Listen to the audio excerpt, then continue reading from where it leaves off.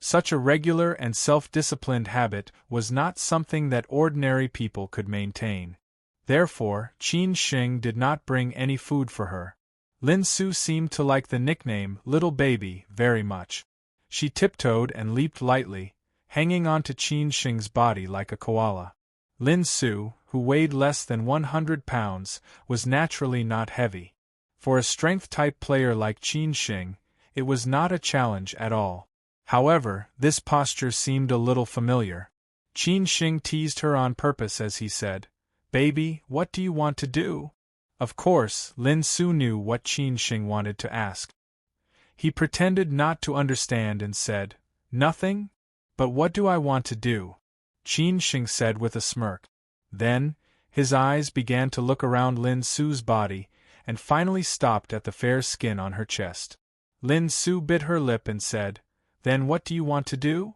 Qin Sheng deliberately whispered in Lin Su's ear, "I want to eat you." Lin Su immediately wanted to escape, but it was already too late. She was directly carried by Qin Sheng to the bedroom. On the way, Qin Sheng had already begun to kiss Lin Su. Lin Su only struggled a little and began to respond to Qin Sheng.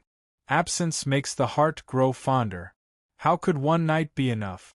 After Boss Yi arrived, those artists and security guards had already been evacuated to the first floor about Shan Ruoshui's incident last night. In the end, what happened in the private room on the second floor, other than the 2 bodyguards present, naturally, no one else knew.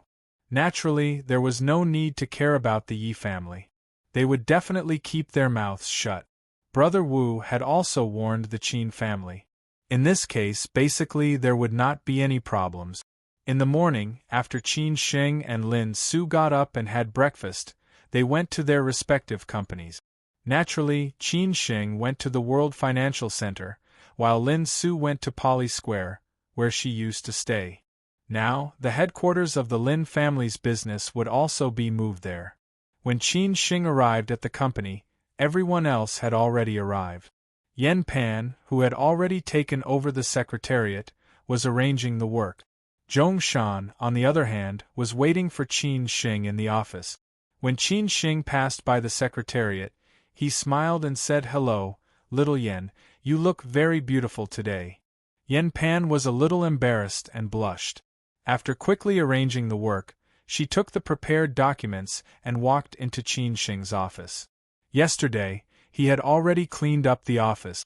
All of Sun Tsongfei's personal belongings were also cleared away. Even some decorations and green plants were changed. After Qin Sheng greeted Zhongshan, Yan Pan walked over and said, "Boss Qin, this is the detailed information of all the restructuring companies that you wanted, including the financial statements for the past 3 years. Not bad, little Yan. Your work efficiency is quite high." Qin Sheng took the documents and said half-jokingly. Yan Pan was embarrassed again. It seemed that Boss Qin was in a good mood today. She did not know what good thing had happened. However, Yan Pan had something to worry about. That was, she quarreled with her boyfriend. Her boyfriend did not want her to come to Shanghai to work. Although she said that she would only stay for a short period of time, they still quarreled. Yan Pan could understand her boyfriend. After all, they were separated from each other in Beijing and Shanghai. They could not see each other often. Their relationship would easily fade. However, what she could not tolerate was her boyfriend's suspicion of her. He said that she was just an ordinary secretary when she entered the Chang'an department. How did she suddenly become the secretary of the Crown Prince of the group? Moreover, she followed the Crown Prince of the group to work in Shanghai. He said that there must be an unknown story between them. He even asked her to tell him the truth. Her boyfriend was making trouble for no reason. Yan Pan could explain in any way. In the end, she simply hung up the phone and did not say anything. She wanted to calm down first.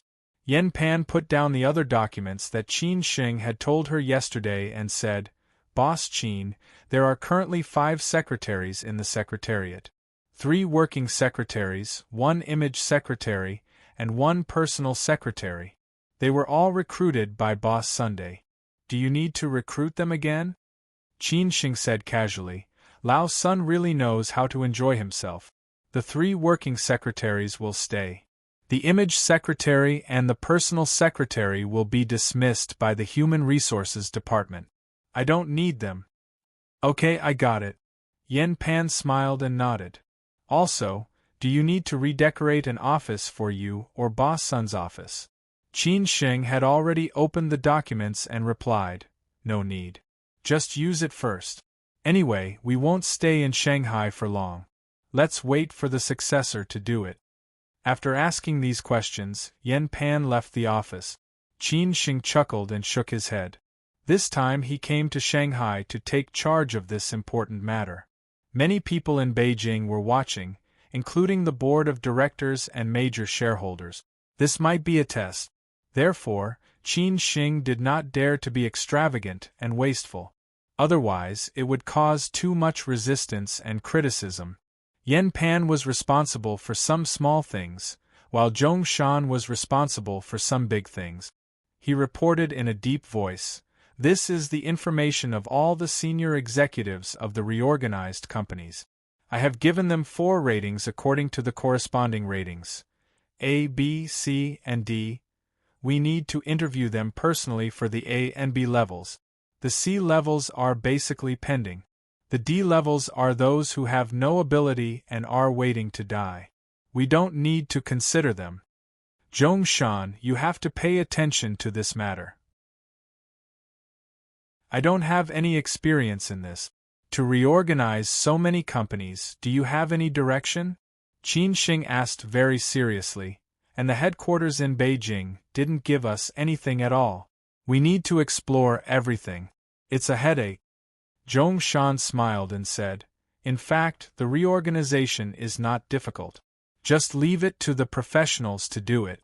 The rest is nothing more than 3 aspects. The strategic direction of the new company after the reorganization, the organizational structure of the company, and the staffing of the company. As long as you do these things well, the rest will be solved." "It seems that you already have an idea?" Qin Shing was very surprised. Did he really find a treasure in Inner Mongolia this time? Zhong Shan said with full confidence, "As long as you give me enough power, I will do these things well." "Ha ha ha ha, don't worry about this. I have complete trust in you," Qin Shing said firmly. Since the old man had handed Zhong Shan to him, there was no reason not to trust him. Of course, the trust Qin Shing said was only on the work. In terms of personal feelings, Zhong Shan was far from being recognized by Qin Shing. Zhong Shan left after talking with Qin Shing about the work. His office was now next to Qin Shing's, so that it was convenient to communicate with Qin Shing if there were any problems. After Zhong Shan left, Brother Wu came in and reported to Qin Shing in a low voice what happened last night. After Boss Yi left, they broke Han Jingdong's 2 legs and Yi Muyang's 1 leg. Then the bodyguards of the Yi family sent them to the hospital. At present, there was no big movement from the Yi family. They only announced to the public that Yi Muyang had a car accident last night. However, they prohibited anyone from visiting the hospital. As for the handover of Shangshan Ruoshui, the discussion with the Yi family was scheduled for this afternoon. Qin Shing had already handed over the responsibility to Chang Baji and Hao Lei. After all, Chang Baji was more familiar with Shangshan Ruoshui. However, the following things were far from what Chang Baji and Hao Lei could do. Therefore, Qin Shing still needed professional talent. Moreover, he already had old acquaintances. This was also the task that Qin Shing gave to Brother Wu today. It was to let him go to Hangzhou and pick up 3 people to go back to Shanghai. These 3 people were not others. They were Mizhen, Yu Fengji, and Liu Yuan, who were tricked by Qin Shing to Shanghai. After Qin Shing left Hangzhou, they still stayed in Hangzhou and did not resign. Perhaps this was also a promise to Qin Shing, which made Qin Shing more or less touched. Chapter 612. Borrow money? Qin Shing was originally a person who valued friendship and righteousness. Not to mention that when he was in Shangshan Ruoshui, whether it was Mizhen, Yu Fengji or Liu Yuan, They all helped him a lot. Later, after he gained a foothold in Hangzhou, he invited Ms. N and the others to develop in Hangzhou. In fact, it was more to help them. After careful consideration, Ms. N and the others also readily agreed. At that time, for Qin Sheng, it was a timely help. What's more, after he left Hangzhou, no one would stop Ms. N and the others if they wanted to leave, but they still insisted on staying in Hangzhou. What else did Qin Sheng want to say? If people treat me well, I will be very good to them. This was Qin Sheng's style. For example, in the matter of Shangshan Ruoshui this time, if not for Boss Ye's friendship and Uncle Zhang's plea some time ago, how could Qin Sheng so easily spare Yi Muyang and Han Zhengdong?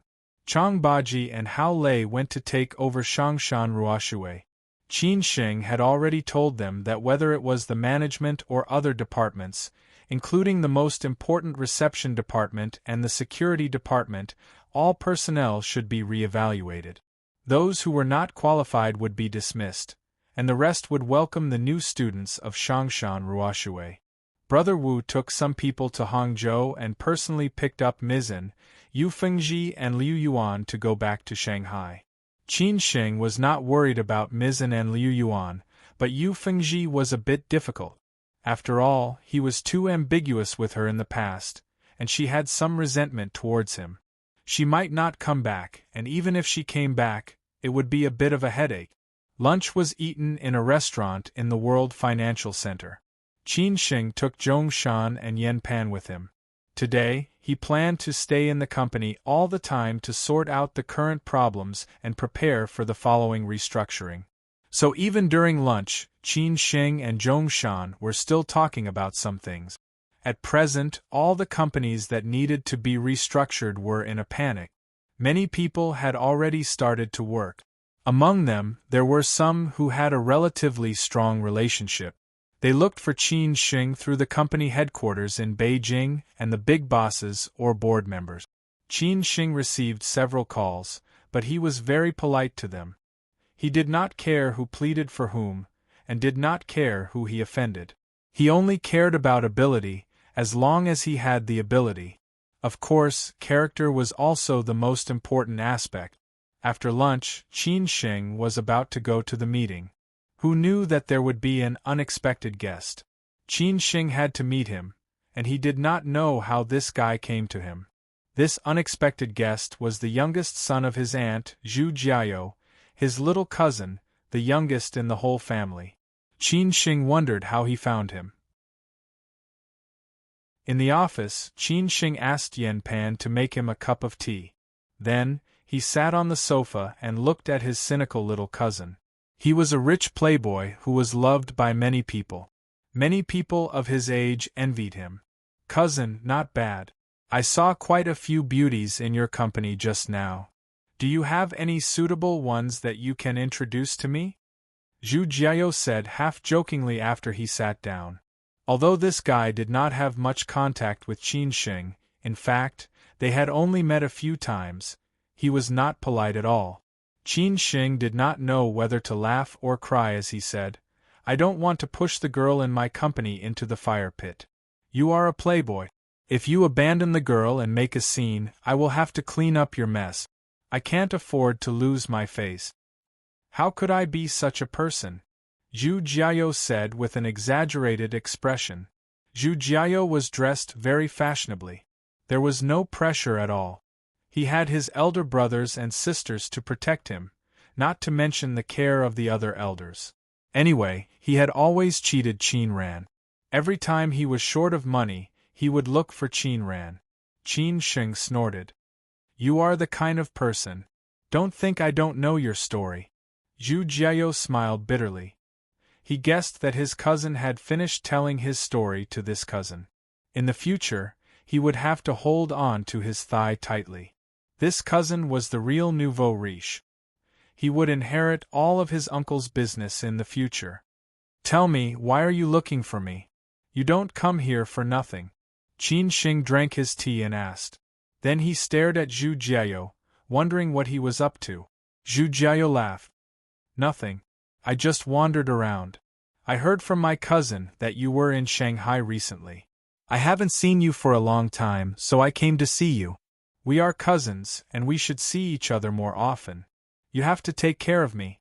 Qin Sheng would not be fooled by his poor acting skills. He snorted. "Do you think I'll believe you? Tell me the truth, or I'll see you out." Zhu Jiao pretended to be very angry as he said, "Cousin, how can you do this? We are cousins. You are too unreasonable." "I'm counting down from 3, Qin Sheng said, still unmoved. Zhu Jiao said helplessly, Okay, I'll be honest, okay? I have something to do here and need 300,000 yuan. I want to borrow 300,000 yuan from you, but I'm not sure when I'll pay it back. I dare not tell my family about it, and I can't turn to my friends. I can only go to my cousin first, and she asked me to come to you." 300,000 yuan? Qin Sheng frowned slightly. This guy was really greedy. Of course, he knew that Zhu Jiao did not have a financial income. He was still a postgraduate student at Shanghai Jiao Tong University. As for what he would do in the future, he had not been determined yet. Zhu Jiao said with a sad face, "Cousin, it's really urgent. Don't tell my mother about it, or I'll be finished." 300,000 was not a difficult thing for Qin Sheng now. However, Qin Sheng did not know why this guy suddenly wanted so much money. After all, his identity was very special.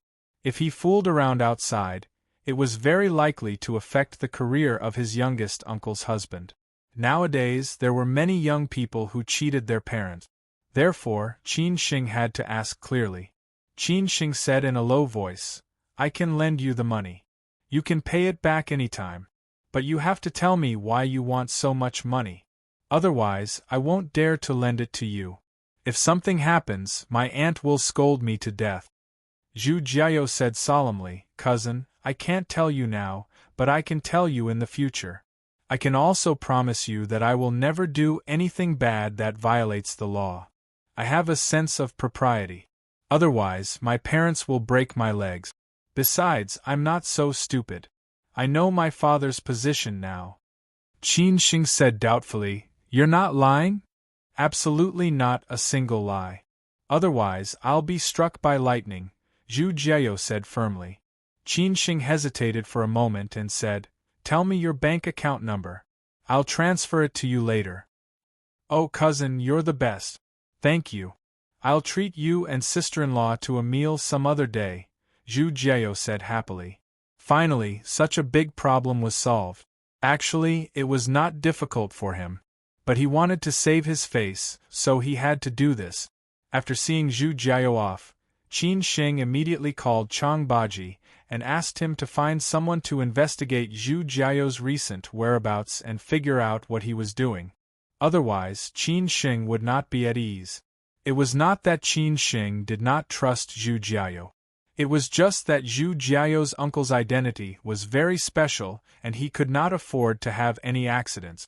If Zhu Jiao's uncle continued to move forward, he would be a great help to Qin Sheng in the future. In the afternoon, in the underground garage of Hangzhou Europe and America Center, Mizan and Yu Fengji, who had just finished inspecting the renovation of the newly opened restaurant, parked their car. Suddenly, several men in black came out and blocked their way. Mizan and Yu Fengji frowned slightly. They did not know where these people came from. It seemed that they did not come with good intentions. It seemed that they had not offended anyone recently. "Who are you?" Yu Fengji, who was bold and had never been afraid of trouble, asked straightforwardly. The leading man said in a deep voice, Miss Yu, please come with us. An old friend wants to see you." "An old friend? Who is he?" Of course, Yu Fengji did not believe what these people said. The leading man replied with a smile, "I can't tell you now. You will know when you see him. But you can rest assured that we are not bad people and will never hurt you." Yu Fengji looked at Mizan and said, "Sister, what do you say?" "Then let's go with them and see which old friend it is," Mizan said indifferently. She was mainly curious about who it was. Since Mizan had said so, Yu Fengji did not say anything more. They directly followed the men into the car and left. After the two cars left the Europe and America Center, they went straight to the highway intersection as agreed. When they arrived there, Mizan and Yu Fengji found that Liu Yuan was also there. Mizan and Yu Fengji were somewhat surprised and said, "You are also here?" Liu Yuan looked confused and said, "Yes, they said that you are also coming, so we waited for you here. Who on earth wants to see us?" Mizan guessed, could it be that Qin Shing is back? It had to be said that Ms. Anne's intuition was quite accurate. She subconsciously guessed that it was Qin Shing. But it was not difficult to guess. After all, there seemed to be few people who had common interests with the three of them. Liu Yuan frowned and asked, "We can't rule out this possibility. But Qin Shing has disappeared for more than half a year, and there is no news at all. Could it be him?" Yu Fengji also nodded and said, "What Liu Yuan said makes sense. What's more, Qin Shing has offended so many people in Hangzhou. How could he have such a big show?" Mizan thought for a moment and said, "Since we don't know, let's go and see him first." At this time, Brother Wu walked over slowly. After confirming that these three were the people Qin Shing wanted to see, he smiled and said, "Guys, can we get in the car?" After Mizan and the others met each other, they directly got in the same car, so that they could discuss and take care of each other.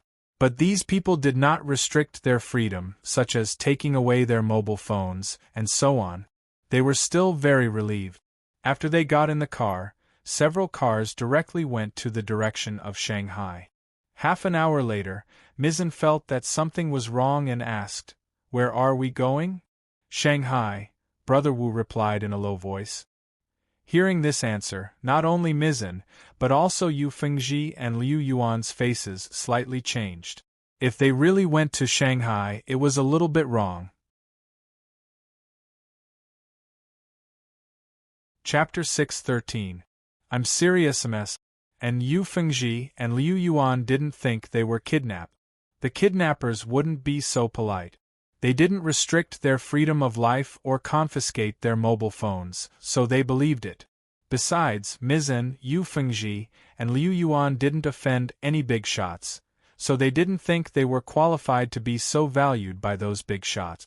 As for Brother Wu, Qin Shing told him to hide it as much as possible. If he couldn't hide it, he would tell them the truth. That was what Brother Wu did. It took more than an hour to drive from Hangzhou to Shanghai. If they arrived at Changshan Ruoshui, it might take longer. Mizan and Yu Fengji were talking about work. The stall that Qin Shing handed over to them had been doing quite well. Not only had they joined and acted as agents for several national chain restaurants, but they had also opened 3 self-owned restaurants. At present, they had taken root in Hangzhou and several surrounding cities. Chowda was very satisfied and provided them with a lot of resources and funds. This was in terms of food and beverage. In terms of entertainment, other than the live house in Huanglong Stadium that was still open, Yu Fengji had opened 2 new live houses with different styles. One was pop rock and the other was folk. However, Poly International and other entertainment places had been transferred by Chowda to others. After all, no one could support this place anymore, and Chowda didn't want to get involved in these things anymore. Liu Yuan closed his eyes and didn't think much. He drank a little too much last night, so he was not in a good state today. He just thought that they were going to Shanghai for dinner. In fact, the most important reason why the 3 of them were willing to go to Shanghai was that they wanted to confirm whether the person who wanted to see them was Qin Shing. Before they got off work, Lin Su called and said that second uncle Lin Changhe had come to Shanghai and wanted to invite her and Qin Shing to dinner. Lin Yu was also there. Did Qin Shing have time? Qin Shing smiled and declined. He asked Lin Su and Lin Yu to accompany second uncle for dinner. He had something to do tonight and would make an appointment tomorrow. Lin Su didn't have any objection. She smiled and said to go home early in the evening, and then hung up the phone. Nowadays, the Lin family was very polite to Qin Shing, the son-in-law, for fear of offending him again. After all, the Lin family still depended on this son-in-law in the future. Especially Lin Changhe, the person in charge of the Lin family, and Lin Zhe, whose character had changed a lot. Now in the circle of Ningbo, there was a rumor that the Lin family had found a very powerful backer. Otherwise, how could the troubles of the Lin family suddenly disappear? After work, Qin Sheng did not work overtime. Zhongshan had something to attend to and left first. He had stayed in Shanghai before and had a few good friends. Yan Pan also had some friends in Shanghai. These few days, he just wanted to meet up with his old friends. This place was relatively close to the number 1 Zhongliang Ocean View, where Xia Ding lived. Qin Sheng had already called him and told him to stay at his place after work. Only then did Xia Ding know that Qin Sheng had returned to Shanghai. He laughed and scolded Qin Sheng for always appearing and disappearing unpredictably. He said that he would go home and wait for Qin Sheng's arrival. Mizan and the rest were still on the way, so Qin Sheng went to Xia Ding's place to stay for a while. When the time came, they would go to Shangshan Ruoshui together. He was ready to let the Xia family also invest in Shangshan Ruoshui, which was a good thing for the Xia family and Xia Ding. If they really talked about background and resources, the Xia family might not be among Qin Sheng's choices. However, Qin Sheng and Xia Ding were brothers.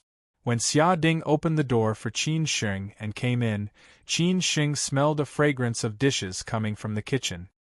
He frowned and said, "Didn't I tell you to go out for dinner tonight? Why did you let the nanny cook?"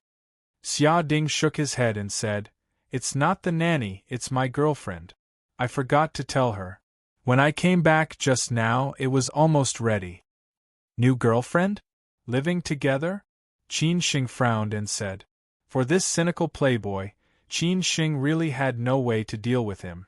The speed of changing girlfriends was really faster than changing clothes.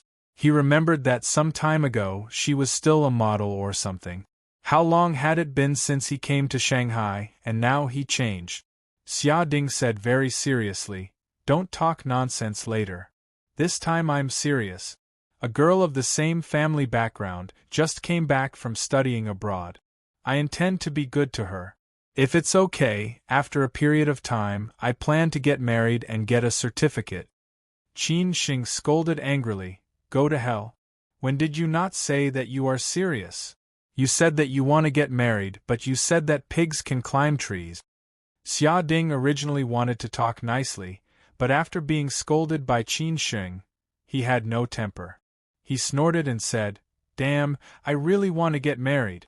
You see, Lao Si has gotten his certificate, and Lao Er will also get his certificate next month. You already have Goddess Lin, it will happen sooner or later. Only I am anxious now. How can I not be anxious? Even if I am not anxious, are my parents not anxious?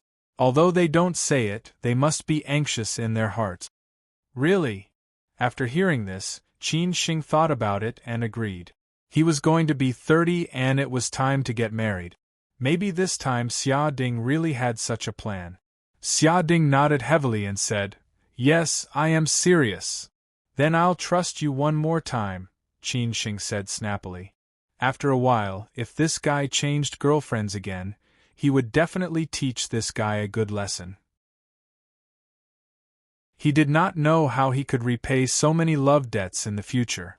This world always followed the law of conservation of energy. The brothers put their arms around each other's shoulders and walked into the living room with a cheeky smile. The beautiful lady wearing an apron in the kitchen happened to come out with the dishes.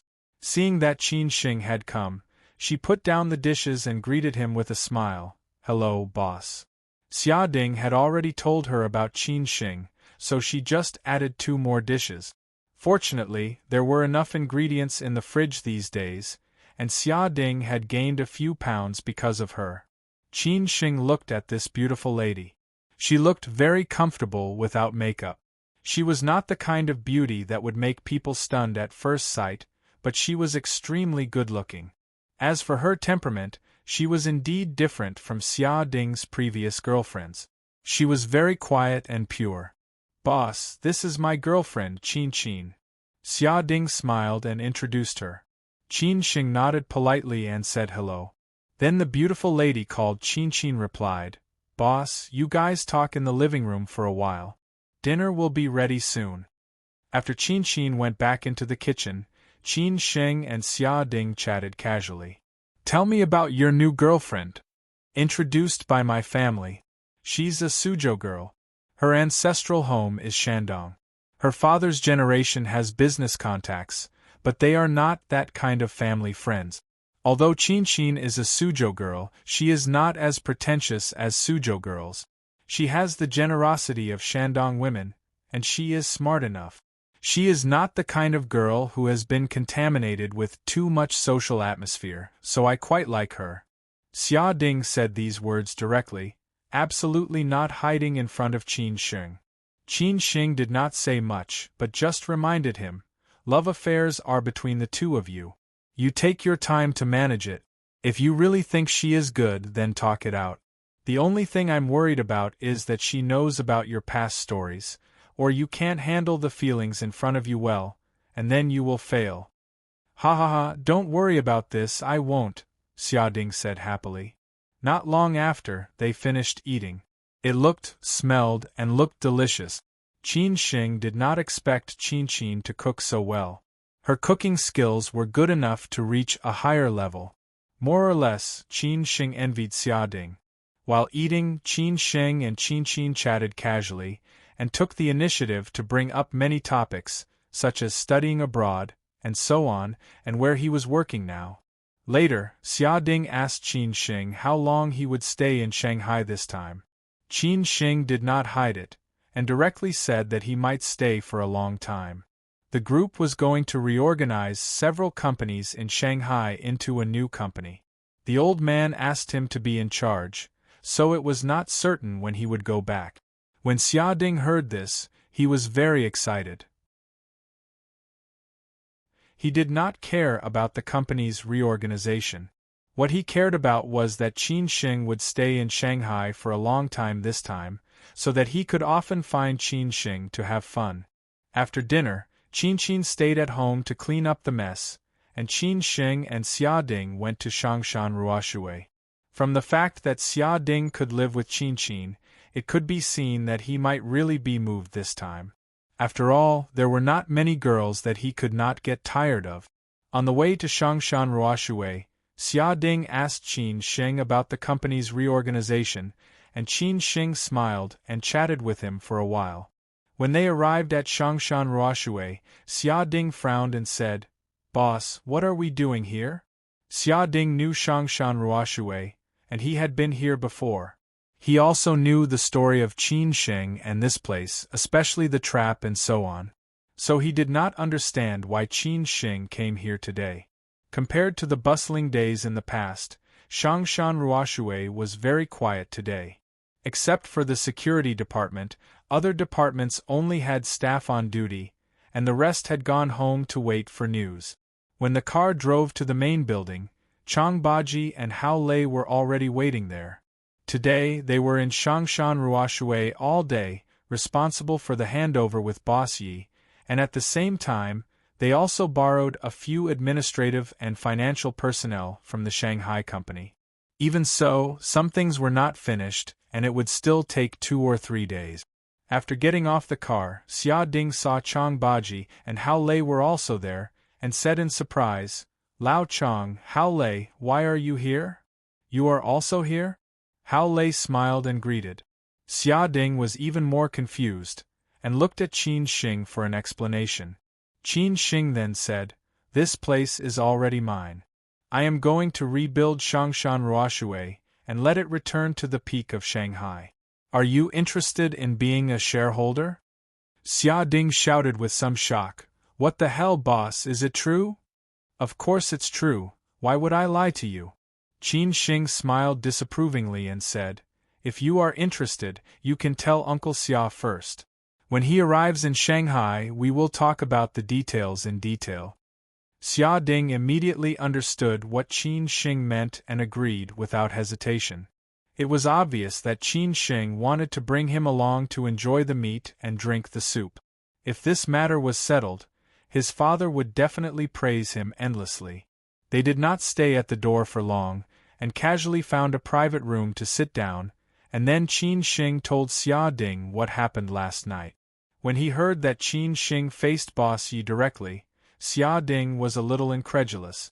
But when he knew that Qin Sheng not only made Boss Yi transfer Shangshan Ruoshui as compensation, but also broke one of his son's legs and two of his confidant's legs, Xia Ding was already shocked speechless. However, before Xia Ding recovered, Brother Wu had already called to tell Qin Sheng that Mizan and the others had arrived.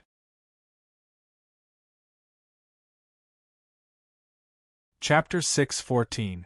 Killing Intent appears in the past. Shangshan Ruoshui was one of the top 4 private clubs in Shanghai.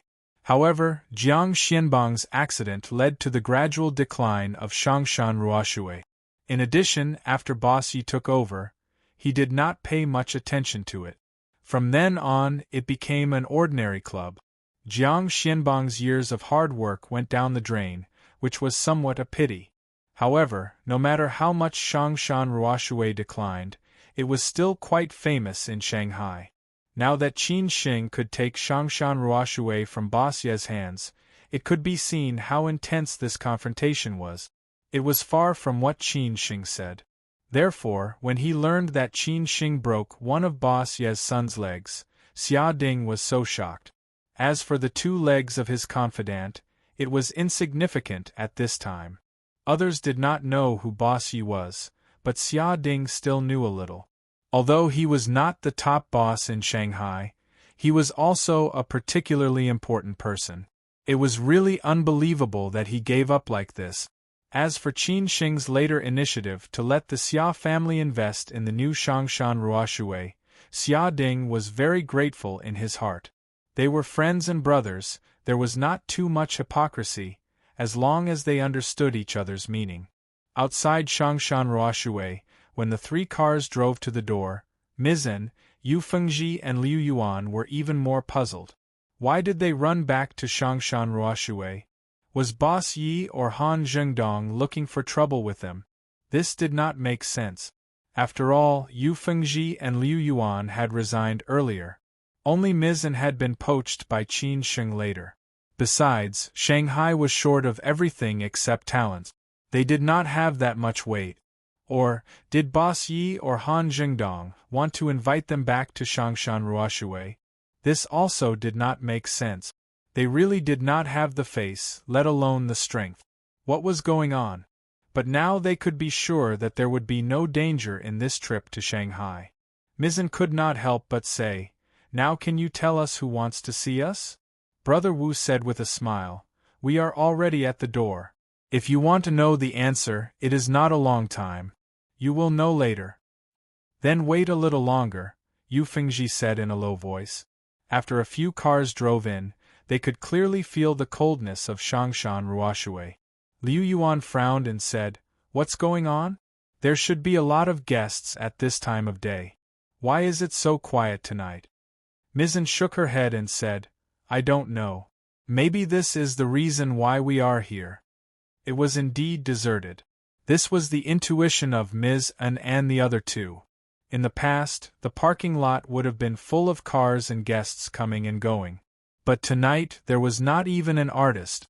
Sure enough, after getting out of the car, they were directly taken to a box. They only met 2 or 3 artists on the way, and they were not acquaintances, which was even more strange. Fortunately, the private room was the same as before. Otherwise, they would really doubt if this was really Shangshan Ruoshui. After taking Mizan and the others to the private room, Brother Wu left quietly, leaving only the 3 of them in the private room. Liu Yuan could not help but ask again, "Who is it? Why is he so mysterious?" Yu Fengji sighed and said, "No matter who it is, let's see him first. I thought it might be Qin Sheng, but now it seems impossible. Qin Sheng can't be here. Well, then it could really be Boss Yi and the others. But tonight is too strange. Han Zhengdong and Wang Haichao are not here, and there are not even a few artists. What happened to Shangshan Ruoshui? Mizan nodded in agreement. Liu Yuan was a little disappointed and said, "How I hope it will be Qin Xing. I haven't seen him for more than half a year. I don't know how he is now.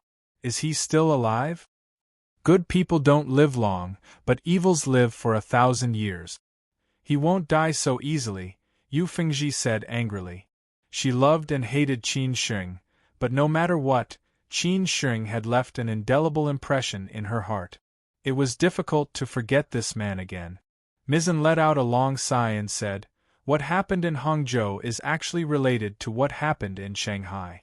It could be anyone but Qin Xing. The people he offended, whether in Shanghai or in Zhejiang, are all big shots. Unless 20 or 30 years later, it will be hard for Qin Xing to defeat them." Mizan let out a long sigh. Ms. Anne's words were very realistic. Some things really could not be changed by hard work. Yu Fengji smiled bitterly and said, "I hope she is all right." Son of AB*TCH Society, Liu Yuan scolded angrily. When Mizan and the others walked into the private room, Qin Xing and others were already standing outside the private room. The door of the private room was unlatched, and they could hear the conversation inside, so Qin Xing did not rush in. You will meet a lot of people in life. Some people are mercenary and some people are ungrateful. It is not easy to meet a few friends who really take you seriously. Qin Xing knew a lot of people, but there were only a few real friends, including Mizan and the other two. After hearing the last words of Liu Yuan, Qin Xing finally opened the wooden door of the private room slowly and said with a smile, "Why do you think it is not me?" Hearing this familiar voice, Mizan, Yu Fengji, and Liu Yuan subconsciously looked at the door of the private room. Their eyes were all fixed on Qin Xing, and they had no time to pay attention to other acquaintances behind them. The three of them were all petrified in an instant, and their expressions were so exaggerated, as if they had seen a ghost. Qin Xing walked in with a smile, and the others also followed him in. The whole private room became lively in an instant. Liu Yuan was the first to come to himself. He directly rushed over and hugged Qin Xing, saying, "What the F***CK, Qin Xing, it is really you, it is really you. You bad boy, why are you here?" "Yes, it is really me, guaranteed to be the real me. And why can't I be here?" Qin Xing patted Liu Yuan's shoulder gently and said with a smile, "But this guy did not look very good, probably because he was too tired recently."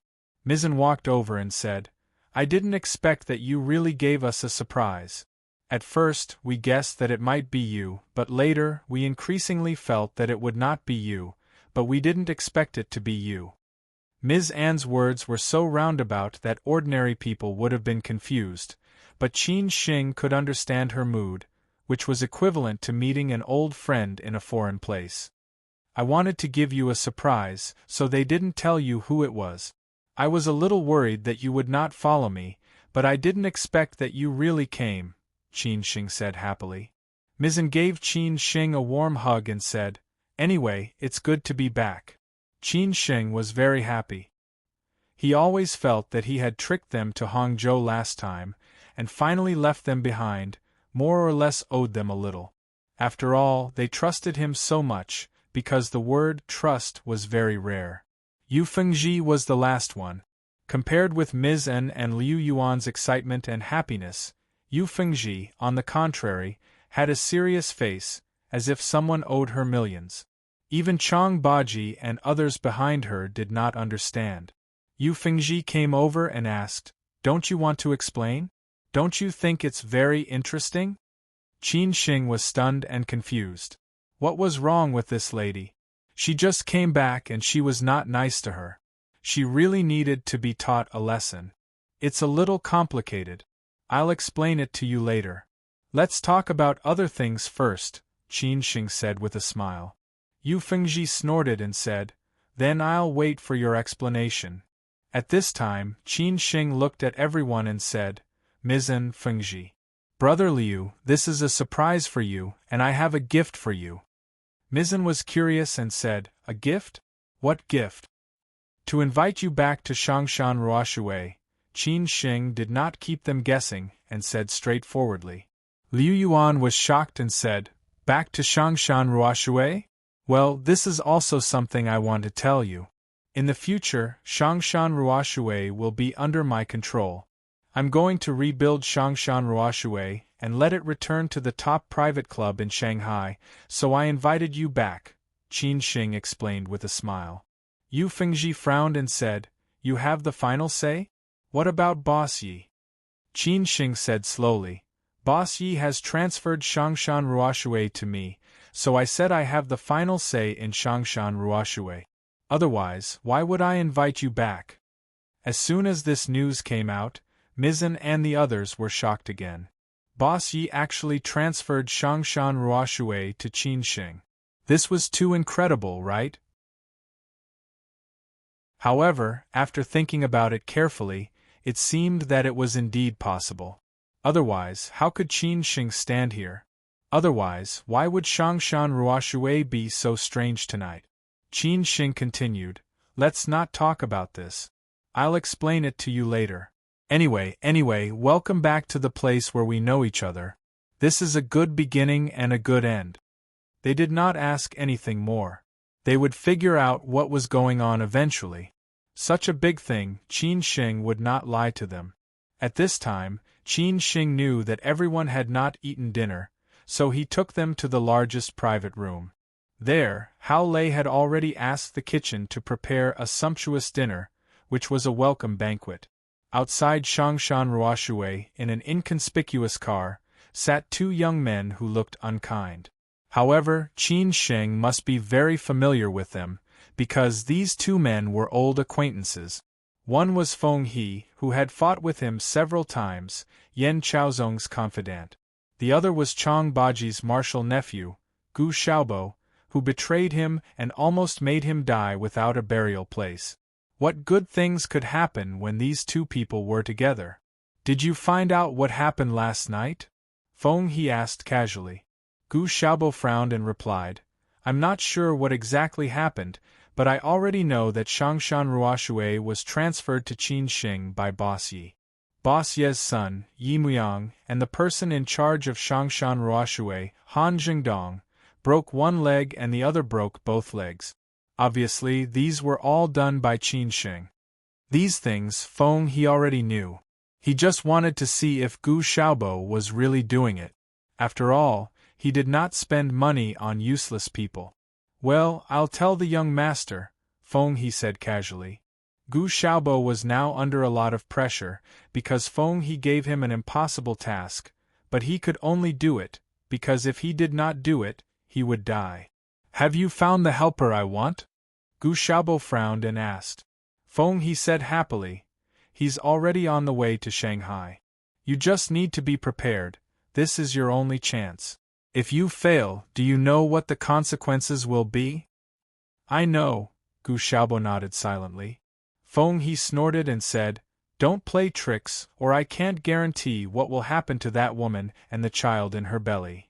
Don't worry, Gu Xiaobo said, squinting, but full of murderous intent, because this was his only weakness now.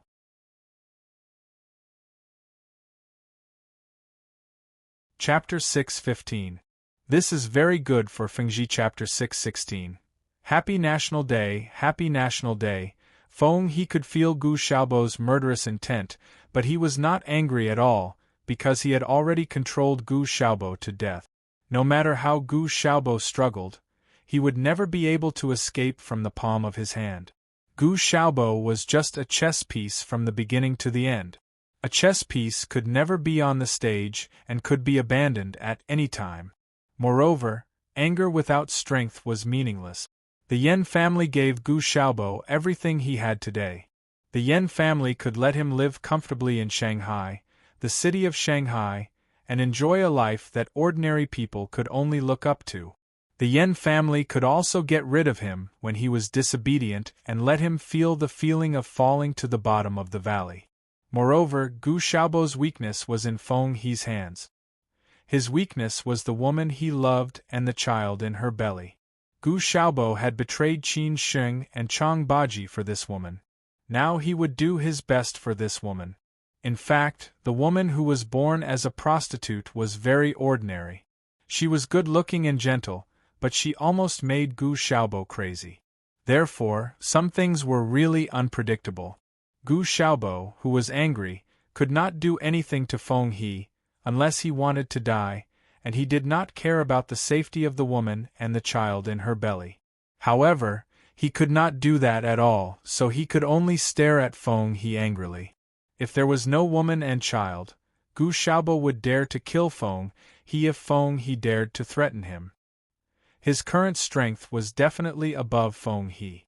After betraying Qin Sheng and Uncle Master, he followed Yan Chaozong to Shanghai, and the woman also followed him. Yan Chaozong did not break his promise and gave him all the material conditions he wanted, such as a mansion, a luxury car, and a high income. He also often helped the Yan family to do something, and every time he did it well. 3 months ago, he knew that the woman was pregnant. Although Gu Xiaobo was very happy, he felt more threatened because Qin Sheng was not dead.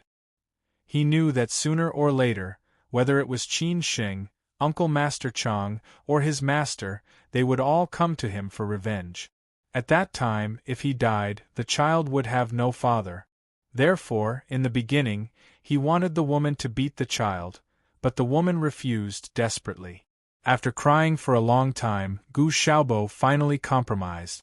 As a result, Gu Xiaobo, who had already doubled his strength due to the fear of revenge, had been learning martial arts crazily during this period of time. With the Yan family's powerful connections and resources, he had gotten to know quite a few martial arts masters. His ability to learn was already very strong, so his strength had increased crazily. Now, even Feng He was no match for him at all. It could be said that he was one of the top 3 experts in the entire Yan clan. Therefore, Feng He did not dare to take him lightly. Only then did Yan Chaozong and the rest of the Yan clan begin to respect him. That was how society worked. Now, Feng He asked Gu Xiaobo to kill Qin Sheng. Although Feng He did not say it, Gu Xiaobo knew that it was Yan Chaozong's idea. So he had to do it. If he succeeded, as long as he had a chance to live, he would take the woman and the child far away and no longer care about these trivial things. However, he knew that the possibility was very small, because Qin Sheng had Uncle Master by his side. He was no match for Uncle Master. Even if he killed Qin Sheng by luck, Uncle Master would not let him go. If he failed, he would only die. This was what he owed. He would take it as an explanation to Qin Sheng and the others. When he went to the underworld, he would apologize to Gu Qingyang. However, the woman and her child could live. At least in this world, he had left a seed. Therefore, even though he knew that he would die, he could only die. While Qin Sheng and the others were secretly watching Yan Chaozong was also secretly watching Qin Sheng. Qin Sheng could take action against Yan Chaozong at any time, as long as he was willing. On the other hand, Yan Chaozong could only look for opportunities to kill Qin Sheng with one strike. Therefore, Feng He found 4 helpers from outside. None of the 4 helpers were weaker than Feng He. When the time came, Gu Xiaobo would take action with them. They didn't stay outside Shangshan Ruoshui for a long time before they drove away. Gu Xiaobo's last request was that if he died, he hoped that the woman and her child could be taken care of after he died. As for what the woman would live in the future, Gu Xiaobo didn't care. Feng He also agreed and said that he didn't need to think about these things. As long as he did this thing, he would definitely not treat him badly. Gu Xiaobo didn't say anything. After he made that choice, he had already understood that his ending was either death or death. He just didn't know how he would die or who would kill him. The dinner in Shangshan Ruoshui was still in progress. It was exciting to meet again after a long time, not to mention the reunion after going through hardships, which was even more rare and precious. Mizzen and the others didn't ask about Qin Shing's experience during this time, because they felt that the occasion was not appropriate. Or it didn't matter if they knew or not. They just talked about the trivial things in the past and the recent situation of their friends that they knew. After dinner, Qin Shing sent someone to send Mizzen, Yu Fengji, and Liu Yuan to the hotel, which was not far away from the Sinan mansion. Qin Shing didn't threaten them with morality. They could choose whatever they wanted, whether they stayed in Hangzhou or returned to Shanghai. As long as they chose, Qin Shing would support them. As for Mr. Chow in Hangzhou, Qin Shing would naturally find a way to solve it, so that Mizzen and the others wouldn't feel uncomfortable. Yu Fengji didn't hurry to leave. She stayed and said that she wanted to talk with Qin Shing, which was expected by Qin Shing. After all, his relationship with Yu Fengji was more complicated. His relationship with Mizzen and Liu Yuan was different. It was the same when he went to Hangzhou last time. Qin Shing took Yu Fengji to the top floor balcony. There were only the two of them, no outsiders to disturb them. There were bodyguards guarding the stairs to wash their faces. Chang Baji and Hao Lei had already left. They had other things to do tomorrow. Drink some wine. Yu Fengji took the initiative to suggest that because she didn't enjoy the meal. Qin Shing laughed and said, "I haven't seen you for a few days and you've become a drunkard?" Yu Fengji didn't bother to pay attention to Qin Shing. She glared at him. She was wearing a long dress, which was very charming in the breezy night. She was very different from the Yu Fengji when Qin Shing first met her. Qin Shing ordered the bodyguards to bring up red wine and wine glasses. They leaned against the fence, drank red wine casually, and enjoyed the flowery night view. "Why do I feel like I'm dreaming?" Yu Fengji took a sip of red wine and said with blurred eyes. Qin Shing looked at her and said with a smile, "Do you think it's unreal?" "Well, it's very unreal. It's too incredible. It seems that every time I see you, you give people the same feeling. You are a mystery, and no one can understand you," Yu Fengji said very seriously. From the first time she met Qin Shing, she had such a feeling. The more she met him, the more she couldn't understand him. Especially this time, Qin Shing brought them too many shocks. Qin Shing really wanted to tell Yu Fengji, "I don't know even if you ask me. Everything happened so suddenly that you can't deal with it, but you can only accept it calmly. Maybe this is life." Qin Shing could only say so. It seemed that other words were too hypocritical. Yu Fengji suddenly turned her head and asked very seriously, "Did Boss Yi really transfer Shangshan Ruoshui to you for free?" Why would I lie to you about this? Could it be that everything you saw was fake? Boss Yi doesn't have to accompany me to act with you." Qin Shing didn't know whether to laugh or cry. Yu Fengji continued to ask, "Why did he do this?" "Because he had to do it." Qin Shing's answer was very direct. "He is Boss Ye's. You are just Qin Shing. Although I don't know what you have experienced during this time, but no matter how powerful you are, you can't surpass Boss Yi in half a year. He has a very strong background in Shanghai." Yu Fengji set out the doubts of Mizzen and Liu Yuan. Qin Shing gently touched Yu Fengji's hair and said, "He didn't have a choice. The reason why I only did this is because of our previous relationship. Otherwise, Han Zhengdong would not only have 2 broken legs, but Yi Muyang would not only have 1 leg. It might be his life." As soon as these words came out, Yu Fengji was so scared that she did not dare to speak. She did not doubt the truth of what Qin Shing said at all. After all, these were all true. How could those be false? Otherwise, how could he explain all this? Qin Shing knew that Yu Fengji was very shocked. He smiled and said, "You only know one thing about what happened that year. I narrowly escaped death that time. The main culprits were Han Zhengdong and Yi Muyang. So this time when I came back, I took the initiative to seek revenge on them. What you are shocked about is that Boss Yi is such a powerful person. His son's leg was broken by me. Not only did he not fight with me, but he also compensated me with Shangshan Ruoshui. The answer was that he had no choice but to do so, because if he didn't, his losses would be even greater. Why? Because I have a bigger background than him. I can make him admit defeat. After listening to Qin Shing's words, Yu Fengzhi understood. But what she did not understand was how Qin Shing suddenly became so powerful in just half a year. Half a year ago, he was driven out of Hangzhou and almost lost his life. After half a year, Boss Yi did not dare to offend him. Qin Shing knew what Yu Fengzhi wanted to ask. He smiled and said, "Some things are not good to know too much. Maybe in the future you will know slowly. What you know and remember is that I am no longer the Qin Shing of the past." When Qin Shing said the last sentence, it was very domineering, which made Yu Fengzhi a little absent-minded. It was just like those big shots that she met before, those high and mighty big shots. Yu Fengzhi put down the red wine glass in her hand and subconsciously took 2 steps forward.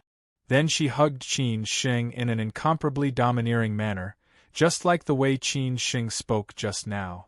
Then, without hesitation, she kissed Qin Shing, as if she wanted to conquer the man in front of her, not giving him a chance to resist.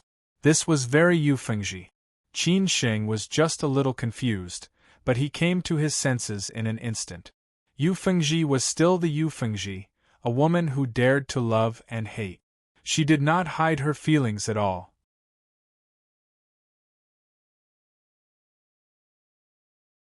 Chapter 6:16. Bad intentions in the past. Qin Shing always felt that Yu Fengzhi was too narrow-minded. Was she willing to be a man's appendage just for that high position? Therefore, Qin Shing only had desire for Yu Fengzhi at that time. He had always treated her as a plaything. However, after going through so many things, Qin Shing looked back at Yu Fengzhi. It seemed that it was not what he thought. Maybe Yu Fengzhi made such a choice because she met him at that time.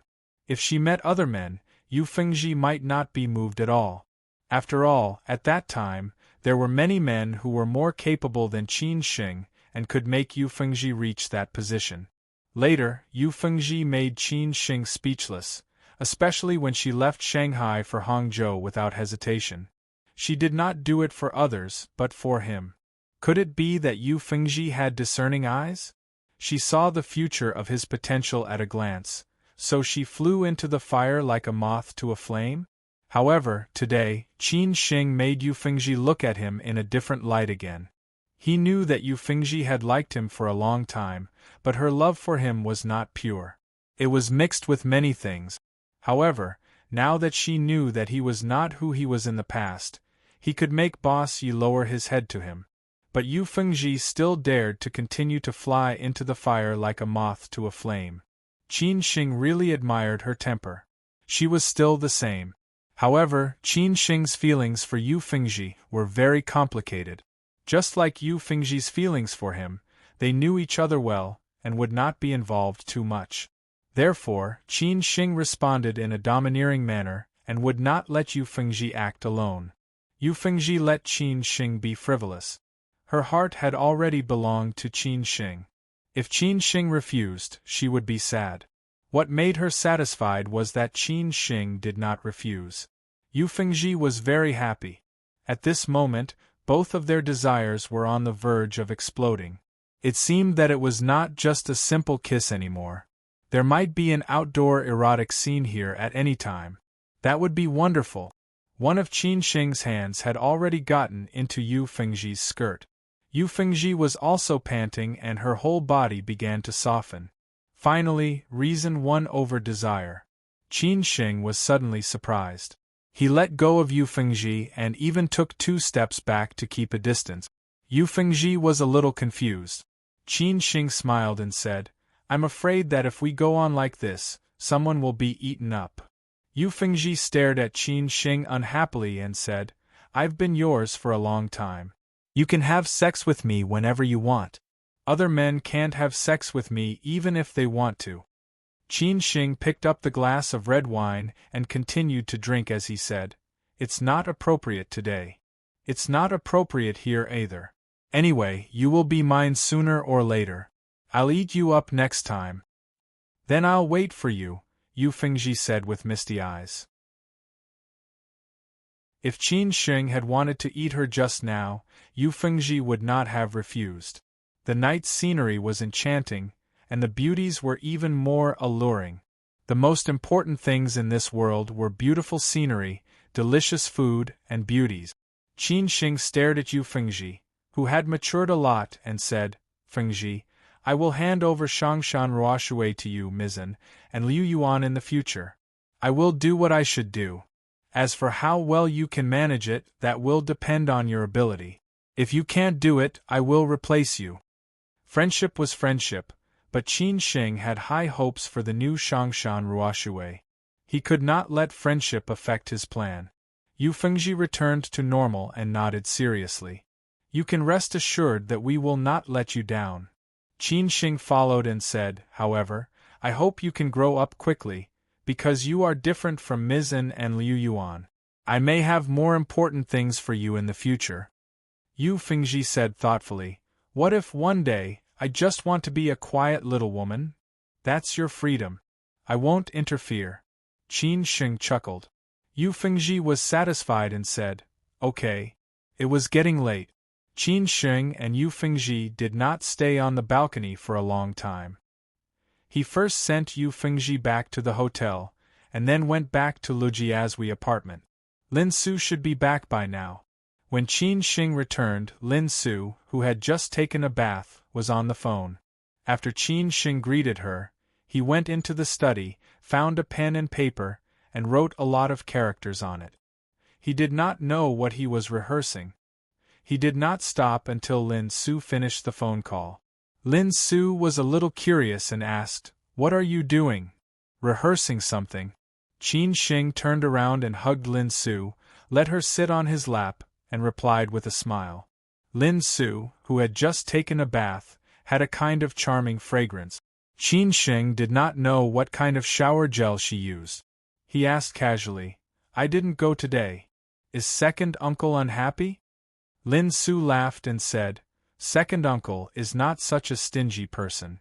But he will be in Shanghai for the next half a month. You can go to him whenever you have time. I know, Qin Sheng said happily. Although he did not like the Lin family, Lin Changhe had said a lot to him, and Qin Sheng remembered it. Lin Su had always felt a little guilty about what the Lin family had done. Although everything was over now, it was difficult to repair the gap between Qin Sheng and the Lin family. She took the initiative to hug Qin Sheng and said, When will you go back to Ningbo with me? I want to see my mother. I have been too busy these days. Hearing this, Qin Sheng felt a little guilty. He should have prepared for this. How could he always forget it? He was afraid that Lin Su would feel a little disappointed. His relationship with the Lin family had always been very tense, so he did not think of this matter. Qin Sheng hurriedly said, Sorry, I should have gone to see Auntie earlier. You think too much again. Lin Su whispered in Qin Sheng's ear. Of course, she knew what Qin Sheng was thinking. In fact, even she had almost forgotten it. Qin Sheng thought for a moment and said, Then we will go back to Ningbo this week. We can go to see Grandma. Hearing this, Lin Su was very happy. No matter how Qin Sheng's identity changed, at least in front of her, Qin Sheng had always been the old Qin Sheng, who always put her first. However, Lin Su did not expect Qin Sheng to be like this all the time. Qin Sheng then said, By the way, in the evening the day after tomorrow, Uncle Lin, Auntie Wang, and Xin will arrive in Shanghai from Sanya. At that time, you will accompany me to pick them up. Uncle Lin has always wanted to see you. Lin Su nodded and had already kept it in mind. Of course, she knew what the Lin family meant to Qin Sheng. In the next 2 days, Qin Sheng had been busy in the company. Together with Zhong Shan, he interviewed the AB executives on the candidate list. At the same time, he began to select the outstanding talents to form the reorganization committee. The headquarters in Beijing completely let Qin Sheng take charge of this matter. Everyone knew that this was a test for Qin Sheng. However, the cost of this test seemed to be a bit high. If Qin Shing really did not have this ability, then the Chang'an system would suffer a heavy loss. But for many people, for the entire Chang'an system, this loss was nothing. Qin Shing had already made an appointment with Lin Su to pick up Uncle Lin and Auntie Wang in the evening. Dinner had also been arranged. However, when it was about to get off work, he received a call from Zhu Jiao, saying that he had something to talk to him. Qin Shing was a little speechless. He always felt that this guy had been mysterious recently. He had asked Chang Baji to investigate, but there was no news until now. Qin Shing was really afraid that this guy would do something big and then implicate him. The place where Zhu Jiao was supposed to meet was a cafe in the World Financial Center. After entering, it was easy for Qin Shing to find him by the window. However, to Qin Shing's surprise, in addition to Zhu Jiao, there was also a serious man sitting opposite him. Even Zhu Jiao seemed to be somewhat well-behaved. The man's skin was a little dark, and he looked very masculine. His eyes made people dare not look directly at him. His whole person was very strong. However, today, Qin Shing had already been used to all kinds of people, so he did not have stage fright. Moreover, compared with those big shots that he had met in Beijing, this was nothing. Qin Shing walked over slowly. The man had already noticed Qin Shing. He squinted at Qin Shing and did not intend to get up at all. Qin Shing also looked at the man closely. Somehow, he looked a little familiar. When Zhu Jiao saw Qin Shing, it seemed that he had seen help. He quickly stood up and looked at the man opposite him, saying, "Brother, you talk first. I have something to do, I'll leave first." Before the man said anything, Zhu Jiao had already slipped away. When he passed by Qin Shing, he whispered, "Cousin, pray for your good luck." Qin Shing did not bother to pay attention to Zhu Jiao. Instead, he was thinking about what Zhu Jiao had said just now. "Brother? TSK, TSK, TSK. He seemed to understand.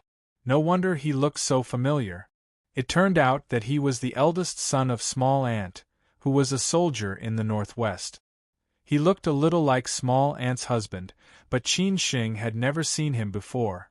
The eldest son of Small Ant, Zhu Jiao's biological brother, and Qin Shing's cousin, Zhu Jia.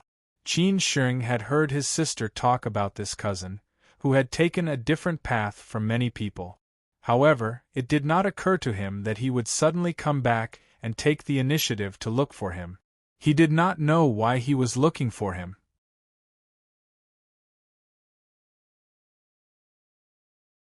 Chapter 6:17. Parting on bad terms. Zhu Jia was the eldest son of Zhu Qingwen. Zhu Yi was the second son, and Zhu Jiao was the youngest. Compared with Zhu Yi, who was gentle and elegant, and Zhu Jiao, who was cynical, Zhu Jiahe was more like his father, Zhu Changshan, who was full of righteousness. Some people said that he was like his uncle, Zhu Weiguo. Anyway, Zhu Jiahe's big family thought highly of Zhu Jiahe.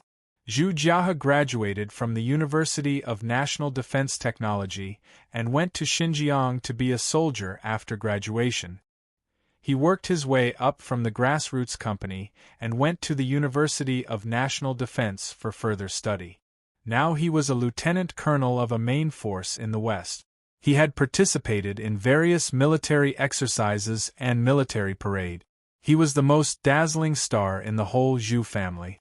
Zhu Jiahe stayed in the army all year round and came back no more than 3 times a year unless there was something important. After the military reform, he only came back once and even spent the new year in the army at the grassroots level, which showed his character. This time when he came back to Shanghai, the most important thing was to attend a military conference. Otherwise, Zhu Jiahe would still stay in the army. Fortunately, Zhu Jiahe's wife would bring their child to stay there for a few days every 2 months. Sometimes they would go there every month, for fear that the relationship between husband and wife would fade and the child would not even recognize his father. When Qin Shing came back to Shanghai, Zhu Jiahe already knew about his existence. He heard from his parents, Zhu Yi and Zhu Jiao, but Zhu Jiahe didn't take the initiative to contact Qin Sheng. He also asked his friends to inquire about Qin Sheng. Of course, his friends had a good life in the Bund. Compared with the emotional others in the Zhu family, Zhu Jiahe was very rational. Of course, he sympathized with his cousin's experience when he was young. But those were all in the past. People had to move forward, let alone a man. All the hardships he had experienced were the driving force for him to move forward in the future. Therefore, no matter what others said, Zhu Jiahe didn't make any comments. He just wanted to come back and see Qin Sheng, then judge what kind of person he was. What Qin Sheng had experienced was different from what they had experienced.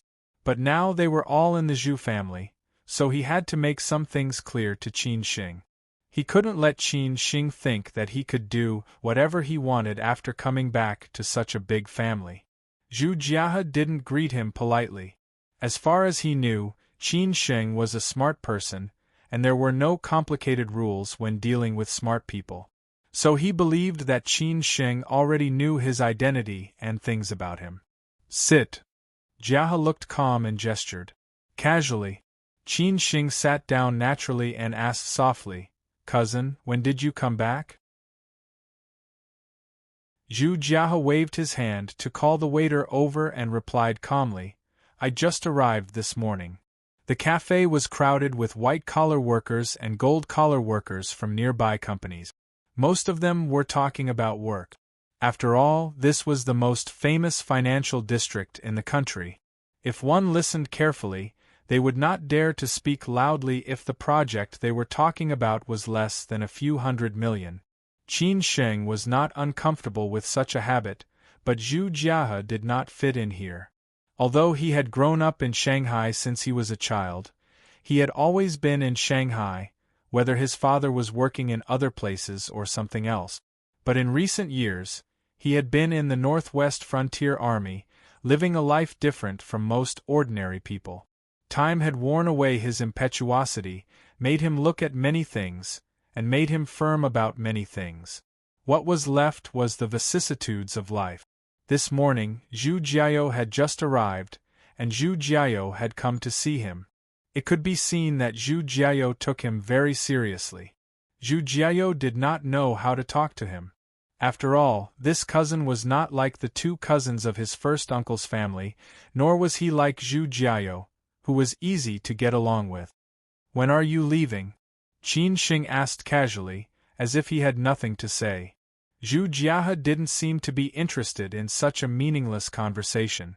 He didn't respond but said, "You were naughty and weird when you were a child. Grandpa and Grandma liked you the most. Aunt and Uncle were busy with work, so you lived with Grandpa and Grandma most of the time. So I often took you out to play. But now it seems that you have changed a lot." Qin Sheng didn't know how to answer. He was so young at that time, and it was normal to have some changes after so many years. "I'm talking about the change of character and foundation," Zhu Jiahe added. Qin Sheng thought for a moment and said, "Different lives will naturally have different results because of different experiences. If I had been growing up in Beijing, maybe I would be a domineering playboy now. Who knows?" Zhu Jiahe said directly, "Then do you think you have experienced a lot?" Although Zhu Jiahe said this with a straight face, it sounded like he was mocking Qin Sheng. Of course, in terms of experience, Qin Sheng couldn't compare with him, who served in the frontier army. Qin Sheng didn't feel guilty and replied, "Maybe I have more experience than my peers. I don't know about your past, but I've heard about what happened after you came back to Shanghai. Is this what you've experienced? I don't think it's different. It's just your choice." Zhu Jiahe sneered. Finally, he was no longer expressionless, but this sneer was too dazzling. If he didn't come with good intentions, Qin Sheng could tell from his tone that he was obviously teaching him a lesson. Qin Sheng originally wanted to be polite, but since you treated me like this, I didn't need to take you seriously. After all, except for a little blood relationship, it seemed that there was no other interaction between us. Qin Sheng replied bluntly, Cousin, thank you for caring about me so much and specially went to find out about my past. Zhu Jiahe snorted and said, What? You can't sit still anymore? Qin Sheng's response was even sharper. If cousin is here today to teach me a lesson, then I don't think it's necessary for us to come. I don't owe you anything, nor have I offended you. Apart from you being my cousin, you are no different from a stranger to me. Zhu Jiahe said faintly, Originally there was no difference, but you came back to the Zhu family, which has something to do with me. Moreover, you are still in Shanghai now, and I know what you want to do. Is there any difference if you say it has something to do with me? These words made Qin Sheng very uncomfortable. Anyway, the atmosphere was not harmonious. Qin Sheng squinted and stared at this cousin who was in his early 30s. There was no doubt that this cousin could become the leader of the main force in a short time. Moreover, he could take root in the western frontier, which showed that he was strong enough, so he couldn't be treated as an ordinary person. At this time, the waiter served coffee, which eased the atmosphere. However, Qin Sheng didn't let it go because of this. He still replied, My surname is Qin, not Zhu. I know what I am doing. Zhu Jiahe's face was gloomy.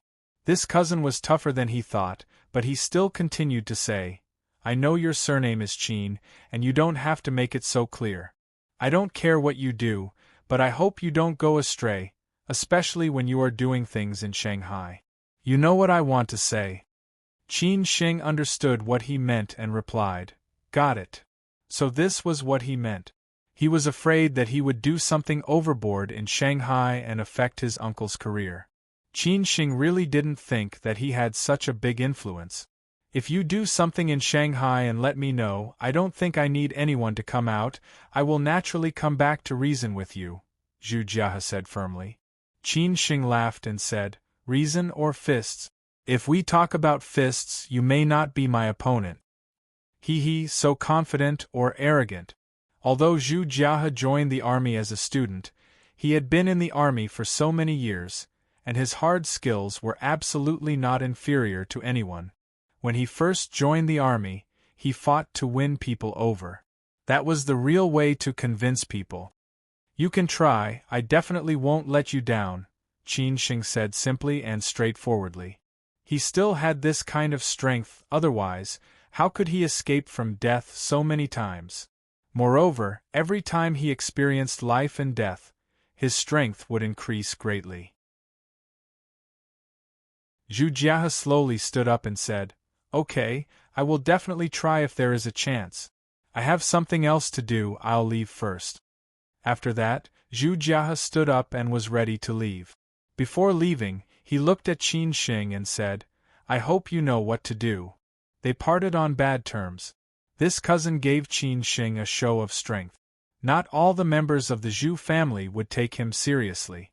This cousin was different from others. Qin Sheng was a bit dumbfounded. No wonder this cousin came to him as soon as he came back. It turned out that he wanted to warn him. What he said might not be the true meaning, but Qin Sheng already knew what he wanted to express. Qin Sheng left the coffee shop after drinking a cup of coffee. After thinking about it, he finally felt that what this cousin said was not wrong. After all, he was the biological son of his uncle. However, the Qin family was not necessarily inferior to the Zhu family.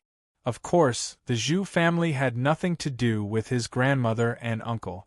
After leaving the coffee shop, Qin Sheng directly drove to pick up Lin Su from work, and then went to the Pudong International Airport to pick up Uncle Lin and Auntie Wang from Sanya. At this time, the night had just fallen. The prosperous night scene of the Bund and Lujiazui became the most dazzling existence in the whole of Shanghai. In the bankers' club of the Zhongyin building, today, there were several rich playboys from afar, who were smoking in the cigar room. Not long after, Yan Chaozong also arrived. He was directly brought inside by a friend. He wanted to meet this friend who was not his friend, because he did not intend to admit defeat to Qin Sheng. He wanted to have a fight with Qin Sheng. Hence, this friend who had helped him before could become a good ally.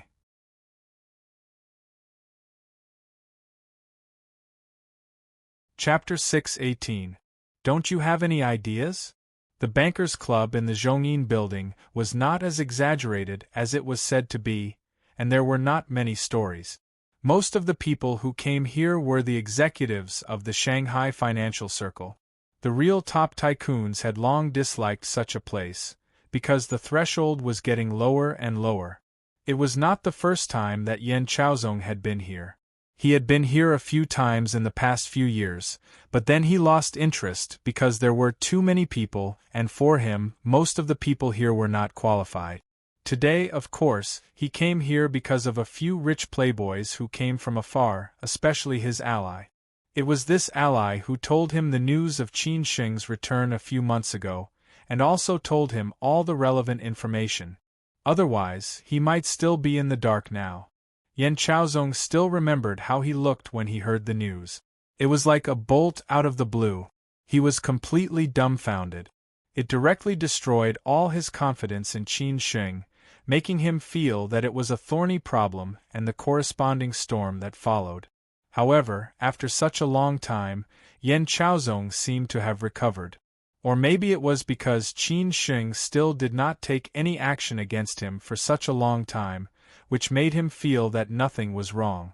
He knew that this might be a kind of numbness and avoidance, but he also knew that he would face Qin Shing sooner or later.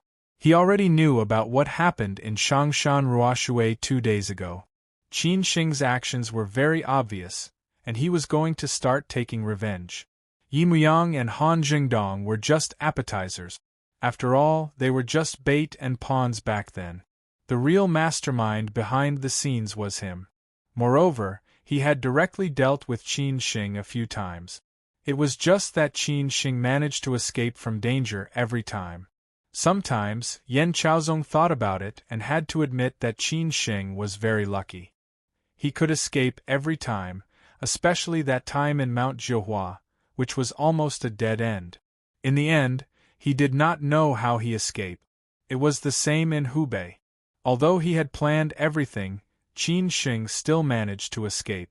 Therefore, when he knew this news, Yan Chaozong seemed to understand that Qin Shing had a master behind him to protect him. This master was the all-powerful Master Qin in Beijing, and the Qin family also had the ability to protect Qin Shing. Taking a step back, the Qin family knew what he had done in the past. However, they did not do anything because their bottom line was that Qin Shing was alive. Otherwise, they would not interfere with Qin Shing's normal life. Sadly, he was kept in the dark and thought that everything was under his control. Now, it seemed that it was just a joke.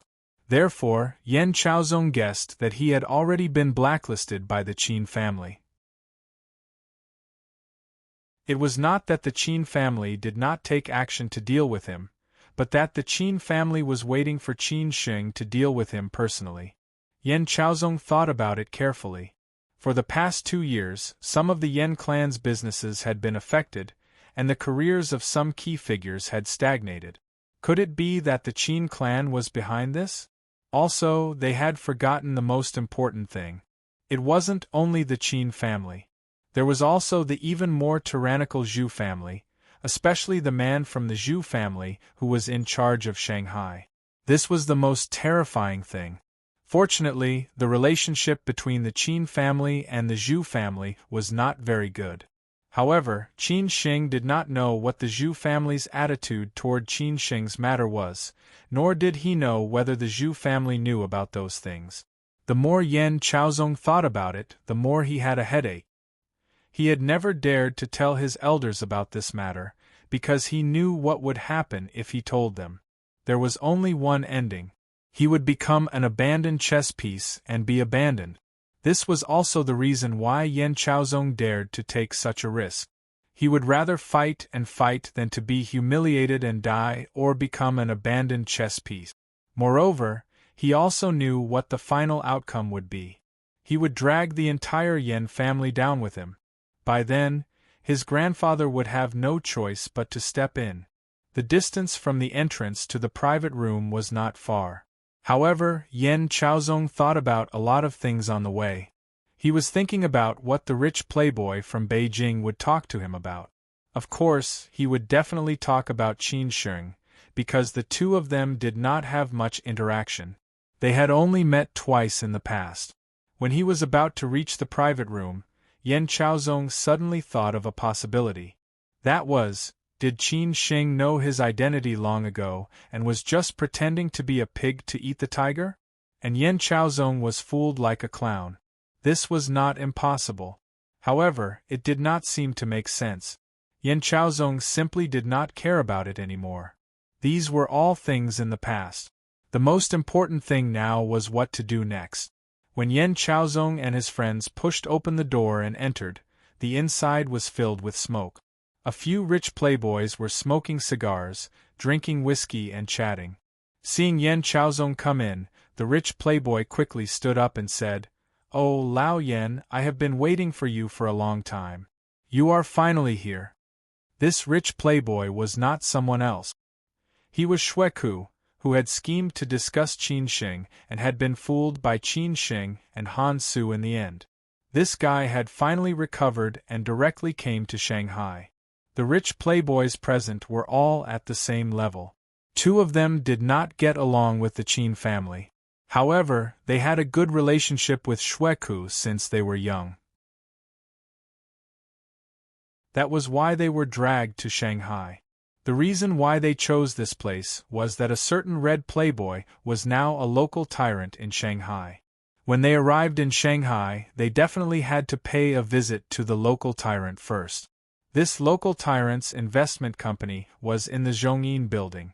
He had stored a lot of cigars and red wine in the bankers' club. That was why he chose this place. The red playboy recognized Yan Chaozong. He quickly stood up and walked over. "Oh, it's Chaozong. I was wondering who the friend they were talking about was. I did not expect it to be an old acquaintance." Xueku laughed and said, "Brother Zhou, do you know Lao Yan?" The red playboy called Brother Zhou laughed and said, "How can I not know him? Chaozong is very well known in Shanghai. He is far more influential than those playboys outside. How can I not know him?" Yan Chaozong did not expect to see this Brother Zhou. They had met a few times before and chatted a few times. However, they had not been in deep contact.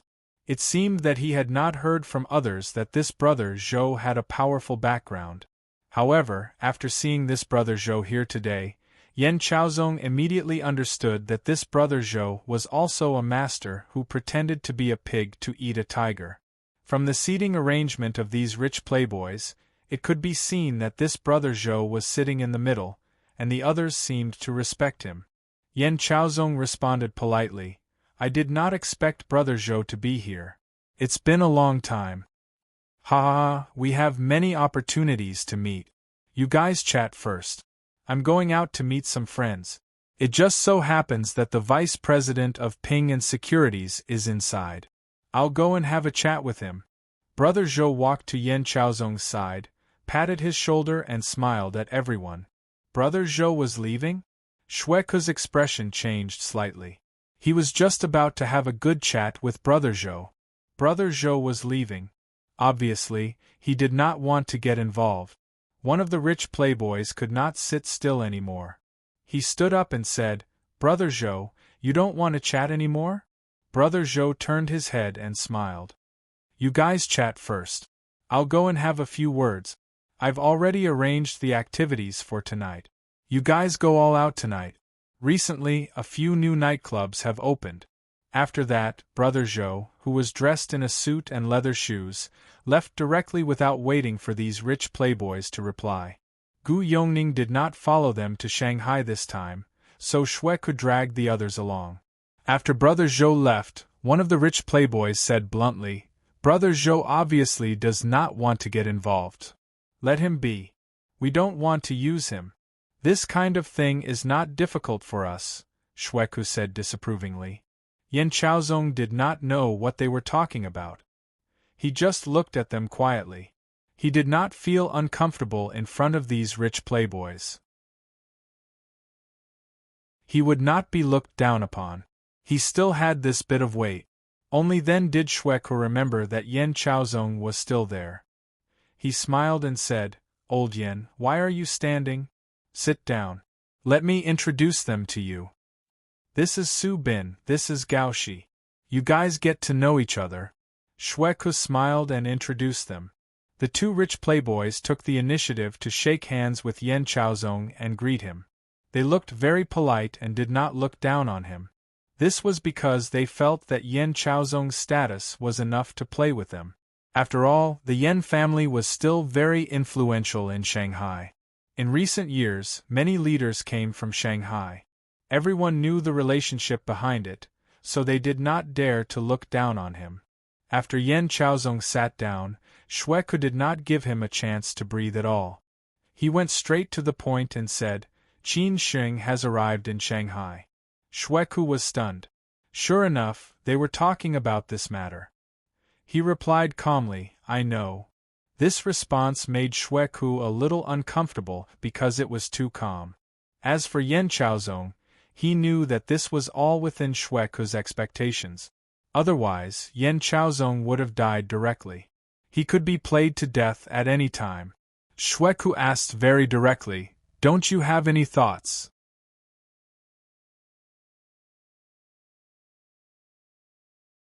Chapter 6:19.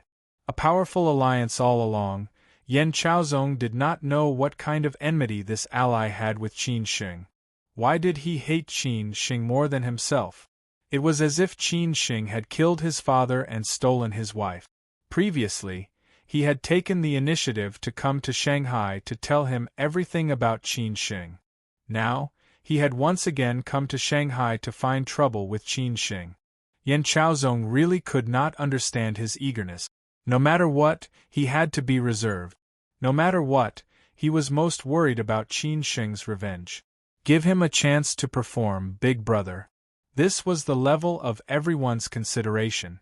Yan Chaozong only considered the personal grudge between him and Qin Sheng, while Xueku considered the fight for family interests. In his eyes, Yan Chaozong was just a pawn who could help him a little, so he did not care about Yan Chaozong's thoughts at all. Yan Chaozong smiled. Xueku knew that Yan Chaozong definitely had an idea. He said happily, "Like I said, how could you not have any idea? Previously, Qin Sheng was too busy to take care of you. Now that he is going to stay in Shanghai for a long time, he will naturally take time to deal with you. After all, you are enemies who will not stop until one of you dies."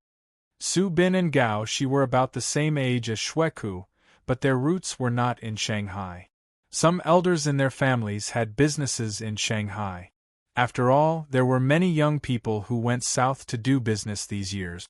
The grudge between Su Bin and Gao Shi and the Qin family was that the expansion of the Qin family in recent years had affected their interests too much, which was different from Gu Yongning's.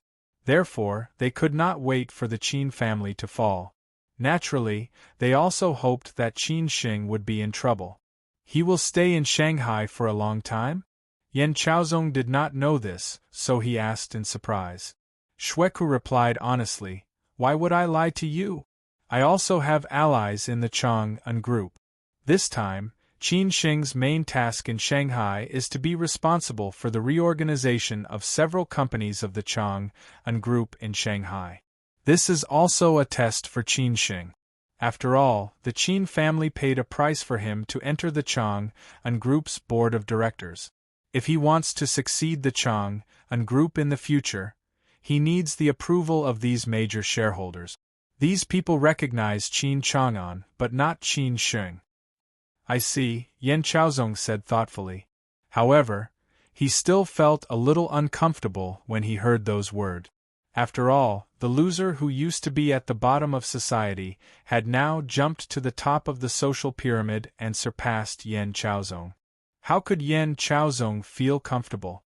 Su Bin looked at Yan Chaozong and said playfully, "Chaozong, don't worry so much. We are allies now. Your Yan family is deeply rooted in Shanghai. Even if Qin Sheng wants to find trouble with you, he will have to use his brain. Besides, don't you have us now? Many things aren't that simple." Gao Shi echoed, "The Qin family has many enemies, and there are many who want to cause trouble for the Qin family. As long as we join forces, we will definitely make it difficult for him to move an inch. At that time, he won't be able to take care of you. This time, what Yan Chaozong knew was much more than what he knew last time. The level was also deeper. Last time, Xueku had only told him about Qin Xing. Then tell me, what should we do? What can I do? Yan Chaozong asked calmly. He was planning, and so were these people, so he had to figure out what they were thinking. Xueku held his wine glass and said, Lao Yen, it's actually nothing. Xueku held his wine glass and said, Lao Yen, it's actually nothing. It's very simple. You make use of the resources that you can use. After all, you are the local tyrant of the Yangtze River Delta. We will make use of what we can. At least in Beijing, you don't have to worry at all.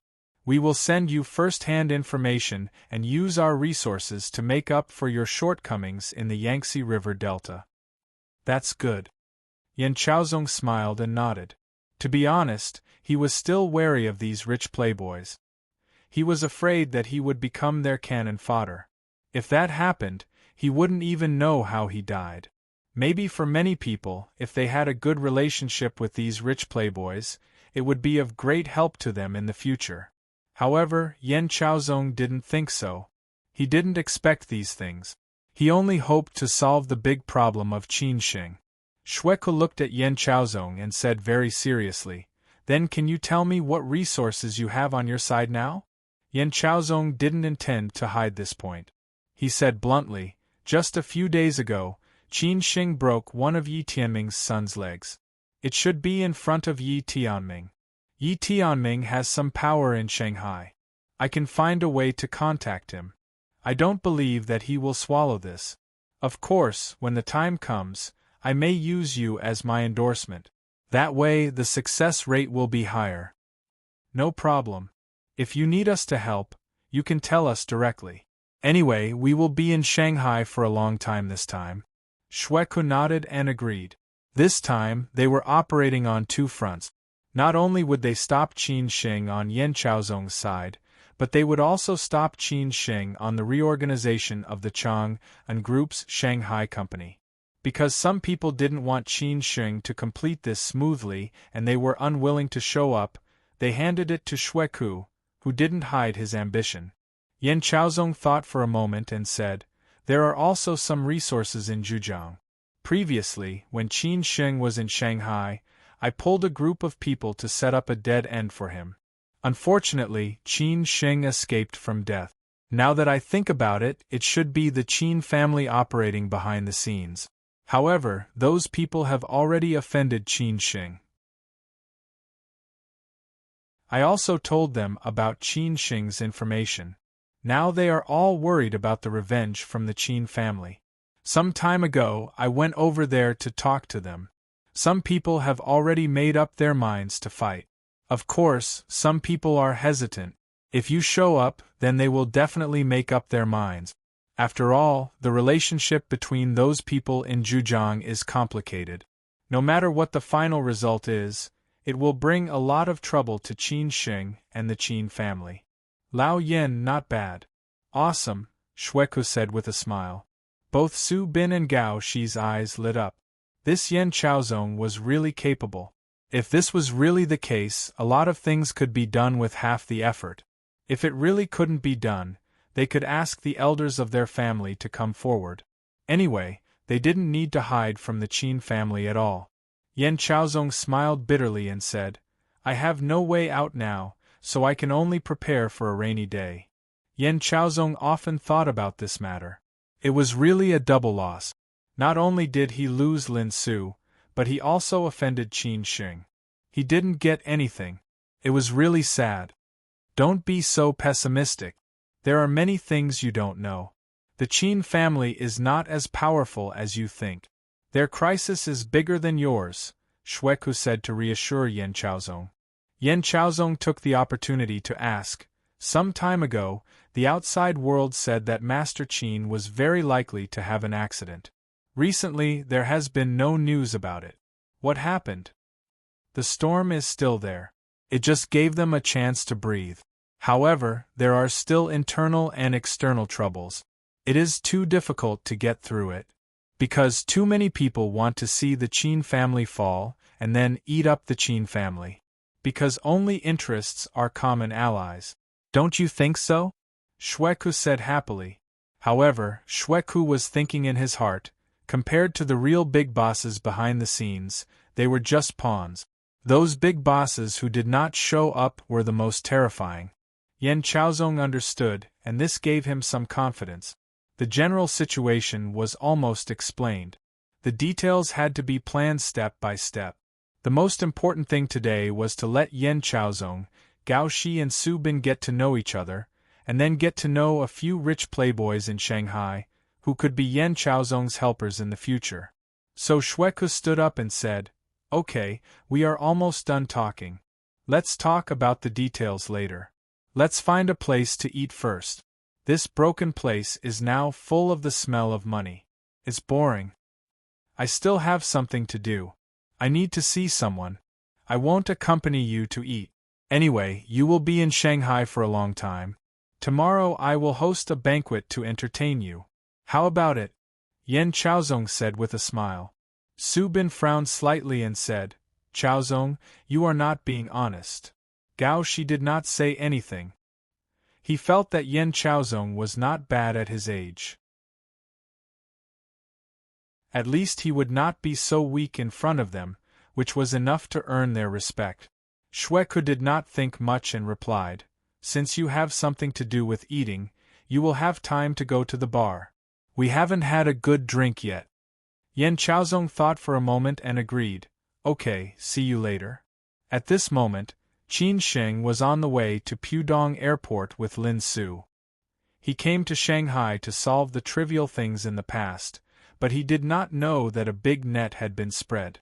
Of course, there was a deeper inside story behind it, but he did not know it now. How long will Uncle Lin and the rest stay in Shanghai? Lin Su, who was sitting in the passenger seat, asked casually. In order to pick up the 3 members of the Lin family, Lin Su specially dressed up today. Of course, she wanted to show her most beautiful side. Who asked her to feel a sense of crisis in front of Qin Sheng now? Qin Sheng replied, "Maybe a week or maybe longer. It depends on their mood. We will try to find time to accompany them. This time, let Uncle Lin have a good time to relax, so that he can determine his future direction." "Have you settled the things in Xi'an?" Lin Su asked. Qin Sheng had told her about those things in Xi'an, but she did not know what happened next. Qin Sheng sighed and said, "There is still a little left. Let's see what Uncle Lin decides. I have no opinion on this. I can only do it when he decides." "Okay." Lin Su nodded and then curled up in the passenger seat, looking very lazy. Qin Sheng could not help touching her hair. This woman was getting more and more down to earth. At Pudong International Airport, Qin Sheng and Lin Su stood at the arrival gate for more than 10 minutes and finally saw the 3 members of the Lin family talking and laughing. Everyone seemed to be in a good mood, with a happy smile on their faces. After all, they had not reunited for a few years. The 3 members of the Lin family also noticed Qin Sheng and Lin Su. The bodyguards of the Qin family were scattered in the crowd, so they were not too eye-catching. Wang Li and Xinxin were very familiar with Lin Su. They knew that she was Qin Sheng's real girlfriend, a rich lady from a big family. If it was Qin Sheng in the past, they would definitely think that he was really lucky. But now looking back, they felt that they were a good match. Lin Shi, who was dressed very casually, looked at Lin Su and asked in a low voice, "Is that Sheng Er's girlfriend?" Wang Li nodded and said, "Yes, what do you think?" Lin Shi replied very happily, "She is very beautiful, and she is worthy of our Sheng Er." The little guy in the past was now getting married and having children. Thinking about it, time really passed quickly. Wang Li said impatiently, "You think that your Sheng Er is the best? His girl is also very outstanding." Okay. You have the final say." Lin Shi laughed. They were an old couple, but they still liked to quarrel. But this was the joy of life. But recently, Lin Shi had been thinking about another thing. Should he stop caring about the world and enjoy his old age, or should he start all over again?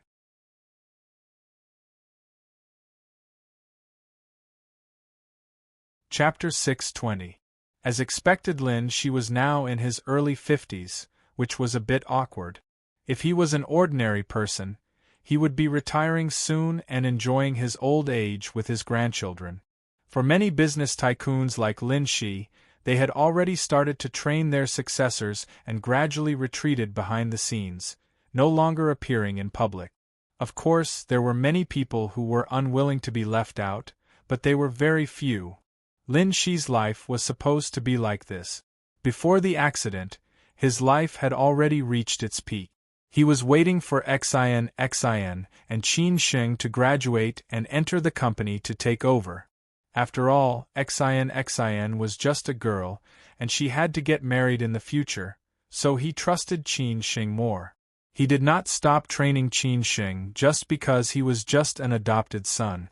However, that incident completely destroyed his life, made him stagger into prison, and almost broke his family. But God did not treat him badly after all. Now he finally saw the rainbow after the wind and rain.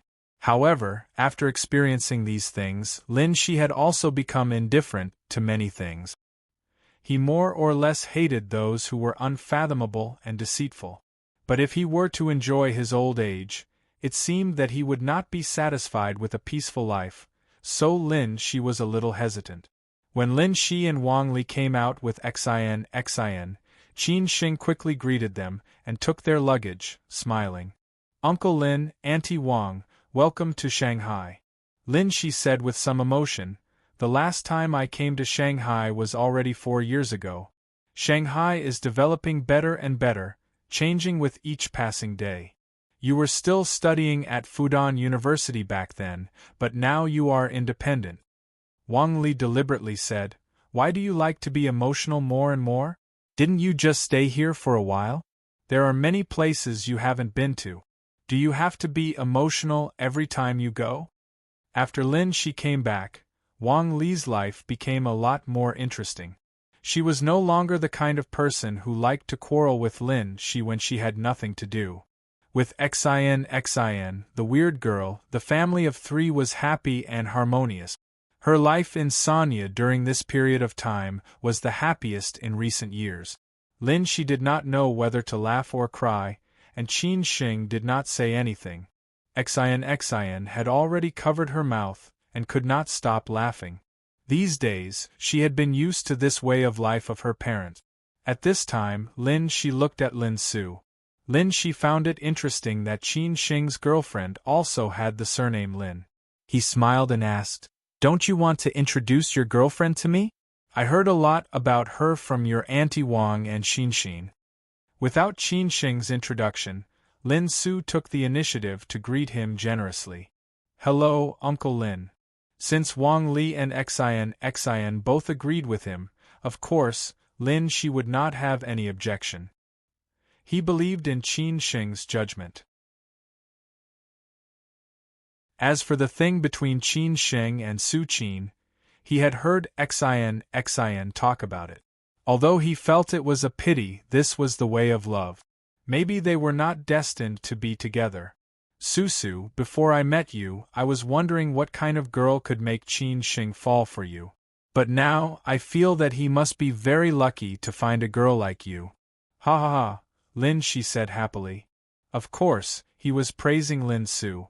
Lin Su was somewhat embarrassed as she said, "Uncle Lin, I'm lucky to have found Qin Sheng." After Lin Su said this, Lin Shi was even happier. After all, who didn't like a smart girl, let alone a girl like her? However, Lin Shi was also a little worried. He heard that Lin Su had not met the elders of the Qin family. He did not know what the elders of the Qin family thought of Lin Su. At this time, Wang Li smiled and said, "Don't let the children stand here. Let's talk in the car. Uncle and Auntie also brought you gifts. I'll give them to you when we arrive at the hotel." 2 bodyguards of the Qin family walked out of the crowd and took the luggage of the 3 members of the Lin family. They escorted them out of the airport, got on the car and left. Qin Shing became a full-time driver. The family did not separate, so it was interesting to talk and laugh on the road. Lin Shi asked a lot of things about Lin Su, which made Lin Su feel a little embarrassed. Fortunately, Wang Li and Xin helped her out. Qin Shing was so shameless that Lin Su secretly pinched him several times. The hotel that Qin Shing booked for the Lin family was at Lujiazui. It was the Park Hyatt on the floor of the World Financial Center. This was more convenient. Qin Shing did not need to go back and forth. Anyway, the hotels in Lujiazui were almost the same. There was no big difference.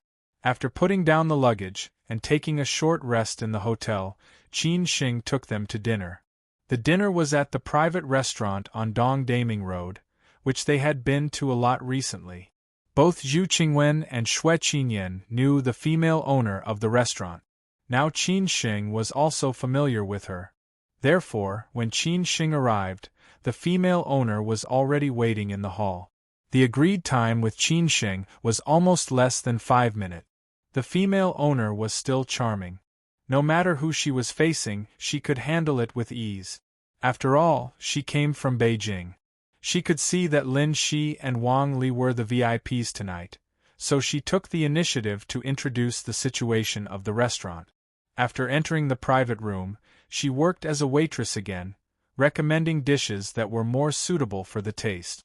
She even personally recommended the wine, which made Qin Shing have a good impression of her.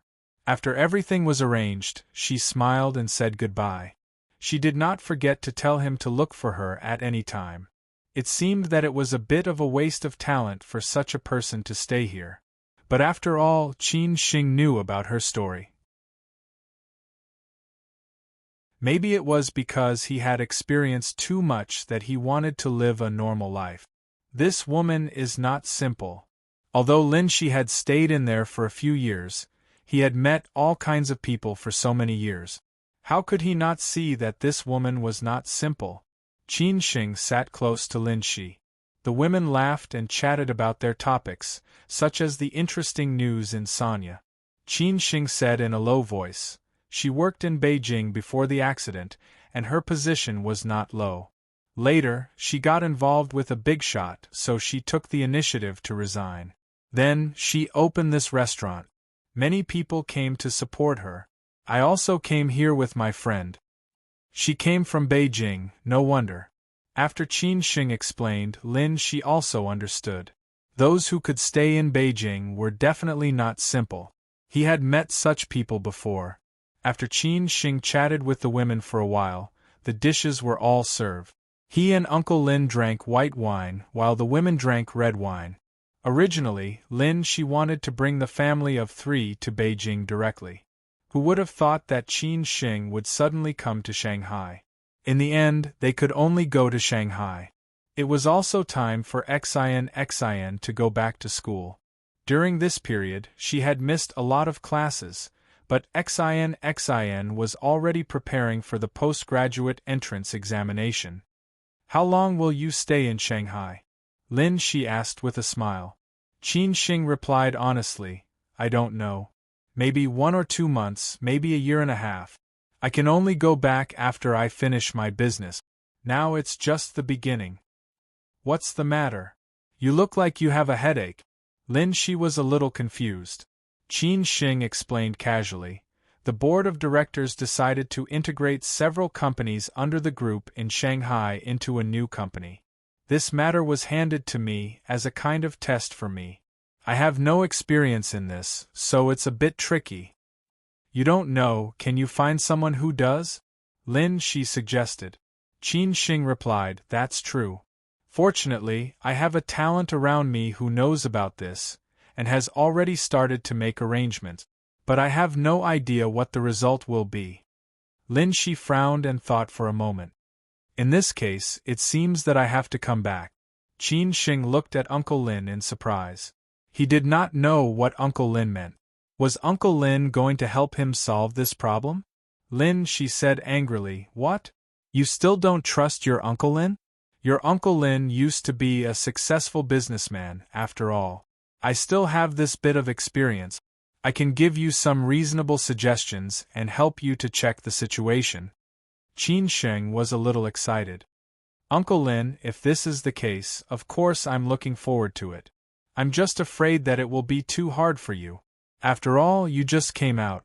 It's not hard at all. I've been idle for so long. In this way, I can stay in Shanghai for a longer time, see Xinshin often, and get in touch with more cutting-edge things, Lin Shi explained. Qin Sheng smiled and nodded. This was a surprise. With Uncle Lin's help and Zhong Shan's operation, he had some confidence in his heart. After talking about Shanghai, Qin Sheng changed the topic and asked, "So, Uncle Lin, during this time in Sanya, how are you going to solve the problem in Xi'an?" Lin Shi put down his chopsticks and fell into deep thought. Then he said, "Well, they found a lot of old acquaintances to be the lobbyists. I have to see some of them, but I won't easily forgive what happened in the past, so I've decided." Qin Sheng squinted and waited for him to continue. "I've been in there for so long. Let Lao Tan and Lao Zhang stay in there for a while. As for other compensation issues, you can decide by yourself," Lin Shi said. Qin Sheng did not say anything after hearing this. It was expected. Because Uncle Lin was kind, the other side would definitely try to play the emotional card.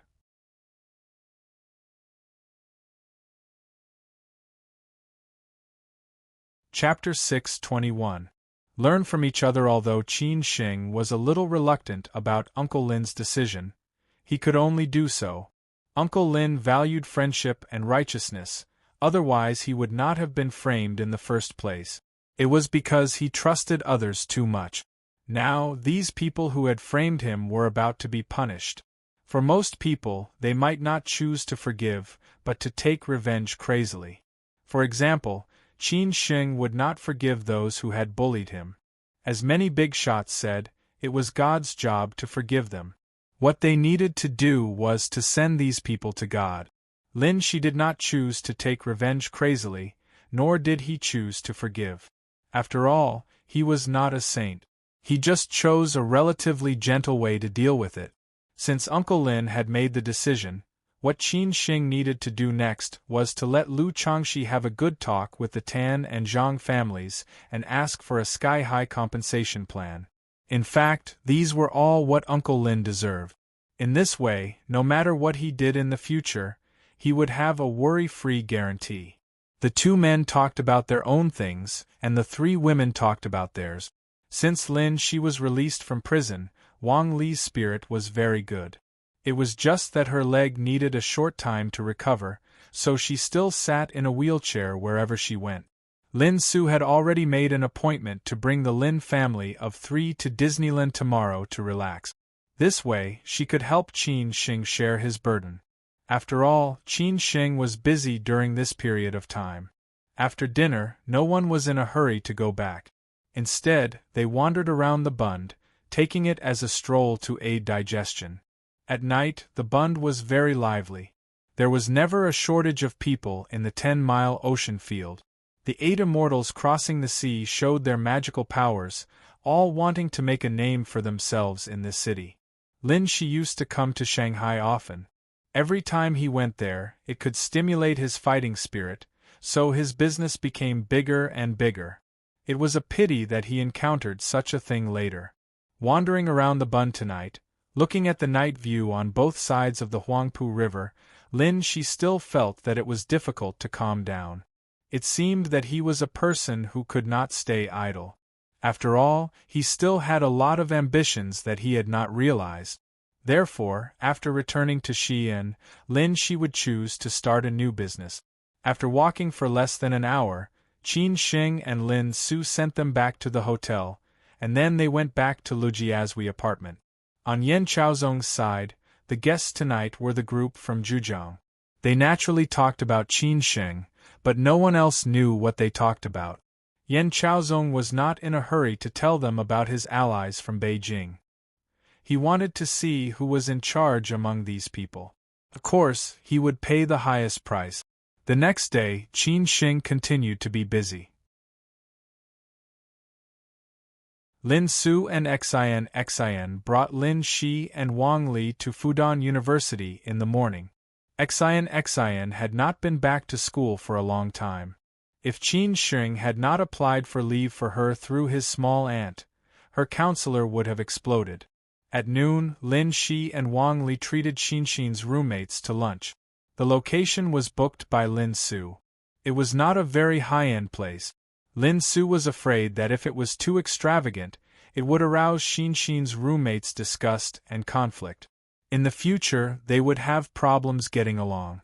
After all, in the past, Xian was very low-key in front of her roommates and classmates. She was even a little thrifty. She even worked part-time outside the school to earn money. That was the lowest point of the Lin family. It was not until Qin Sheng returned to Shanghai later that Xinxin's life changed. Moreover, whether it was Han Bing, Su Qin, or Lin Su, these women who were very close to Qin Sheng all doted on Xinxin, this younger sister.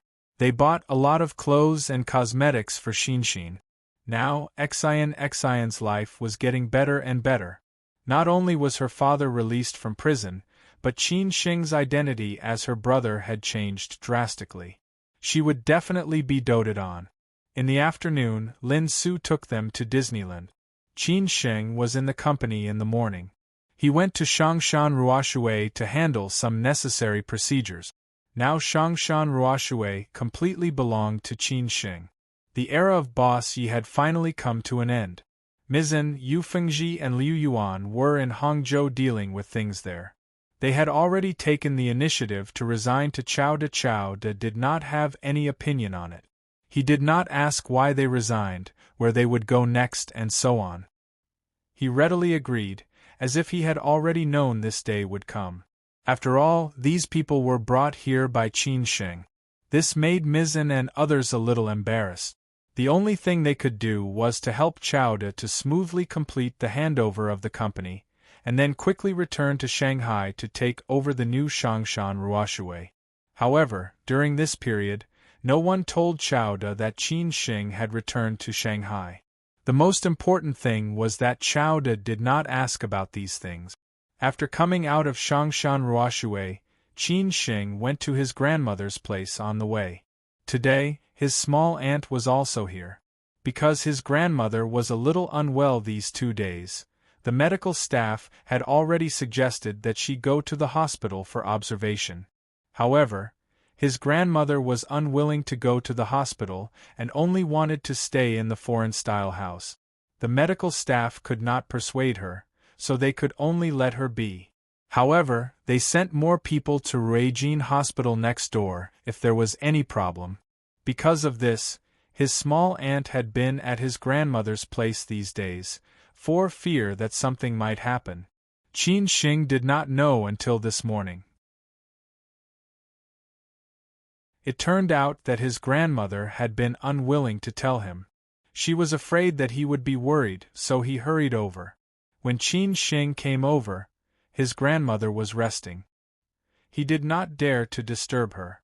Instead, he first asked the medical staff about the situation, and then sat in the living room with his small aunt to chat. "Grandma's body is getting worse and worse," Qin Sheng said with some worry. Zhu Qingwen, who was dignified and elegant and especially scholarly, frowned and said, "That's how it is when people get old. Your grandmother is already so old, and she knows her situation better than anyone else. Fortunately, the medical conditions are better now. If it were in the past, I'm afraid that she would not be able to survive the first few times." Hearing this, Qin Sheng was in a bad mood. How he hoped that his grandmother could live a few more years, so that he could accompany her for a few more years. After all, his grandmother had waited for him for more than 20 years. "If there is no other way, I will talk to her later and let her stay in the hospital for observation," Qin Sheng said. Zhu Qingwen thought for a moment and said, "You can try. I guess she only listens to you now, and no one else." The medical staff in the living room also echoed her. After all, during this period, the old lady liked to mention her grandson to others the most, and she would praise him to the sky. They all knew that the old lady liked this grandson the most, and it was estimated that she would listen to Qin Shing's words. In fact, they were also under pressure. If something really happened to the old lady, they would have to bear the responsibility at that time. At this time, Zhu Qingwen mentioned intentionally, 2 days ago, when Jiahe came over and talked about you, the old lady was so angry that she wanted to beat him. When he went back, I scolded him severely. This is your cousin's temper. I heard from Jiao that he came to you. If he said something that made you unhappy, don't take it to heart. It did not occur to Qin Shing that his cousin would mention him in front of his grandmother.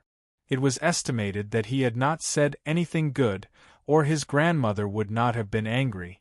This made Qin Shing very unhappy. If you have something to say, just tell me. You know that my grandmother is not in good health, but you still have to say these things. What do you want? However, Qin Shing still said, Auntie, it is not as complicated as you think. My cousin just wanted to talk to me. After all, I have not seen him since I came back. Well, your cousin is more like your youngest uncle when he was young, and the environment in the frontier army is more special, so he is different from others, Zhu Qingwen continued. To be honest, although everyone thought that she liked her youngest son Zhu Jiao the most, only those who knew her well knew that she loved her eldest son the most. Qin Shing thought for a moment and said, By the way, Auntie, when will my cousin return to the army? I wanted to find a chance to treat him to a meal. He came back this time for a few days, so he will go back next week. You guys keep in touch, I don't care. Of course, Zhu Qingwen was happy to communicate with these juniors, especially with Qin Shing, so that he could really integrate into this big family. Qin Shing smiled and did not say anything. Of course, he did not really want to treat this cousin to a meal, but he really wanted to learn from this cousin and let him know that he was not a soft persimmon. At about 2 o'clock, the old lady finally woke up. Seeing Qin Shing coming to see her, her face was full of happiness at first, and then she complained about Zhu Qingwen telling Qin Shing about this. Zhu Qingwen could only smile apologetically and did not dare to say anything. At this time, Qin Shing took the initiative to let the old lady stay in Ruijin Hospital, so that everyone could rest assured. Otherwise, no one could bear the responsibility if anything happened. The old lady still had the same temper, saying that it was okay, she did not need to stay in the hospital, she did not like the hospital. Qin Shing had to use all his means, saying that he hoped that his grandmother would be healthy and that he would hold the baby for her in the future. But he was very worried about his grandmother's health. Qin Shing also said that he would come to see her every day. Hearing this, the old lady hesitated for a moment and finally agreed. Whether it was Qin Shing, Zhu Qingwen, or the medical staff, they all breathed a sigh of relief and gave Qin Shing a thumbs up. The old lady still loved him the most. In the evening, Qin Shing was going to take Uncle Lin and Aunt Wang to dinner, but suddenly he received a call from Uncle Jiang, saying that Qing was missing.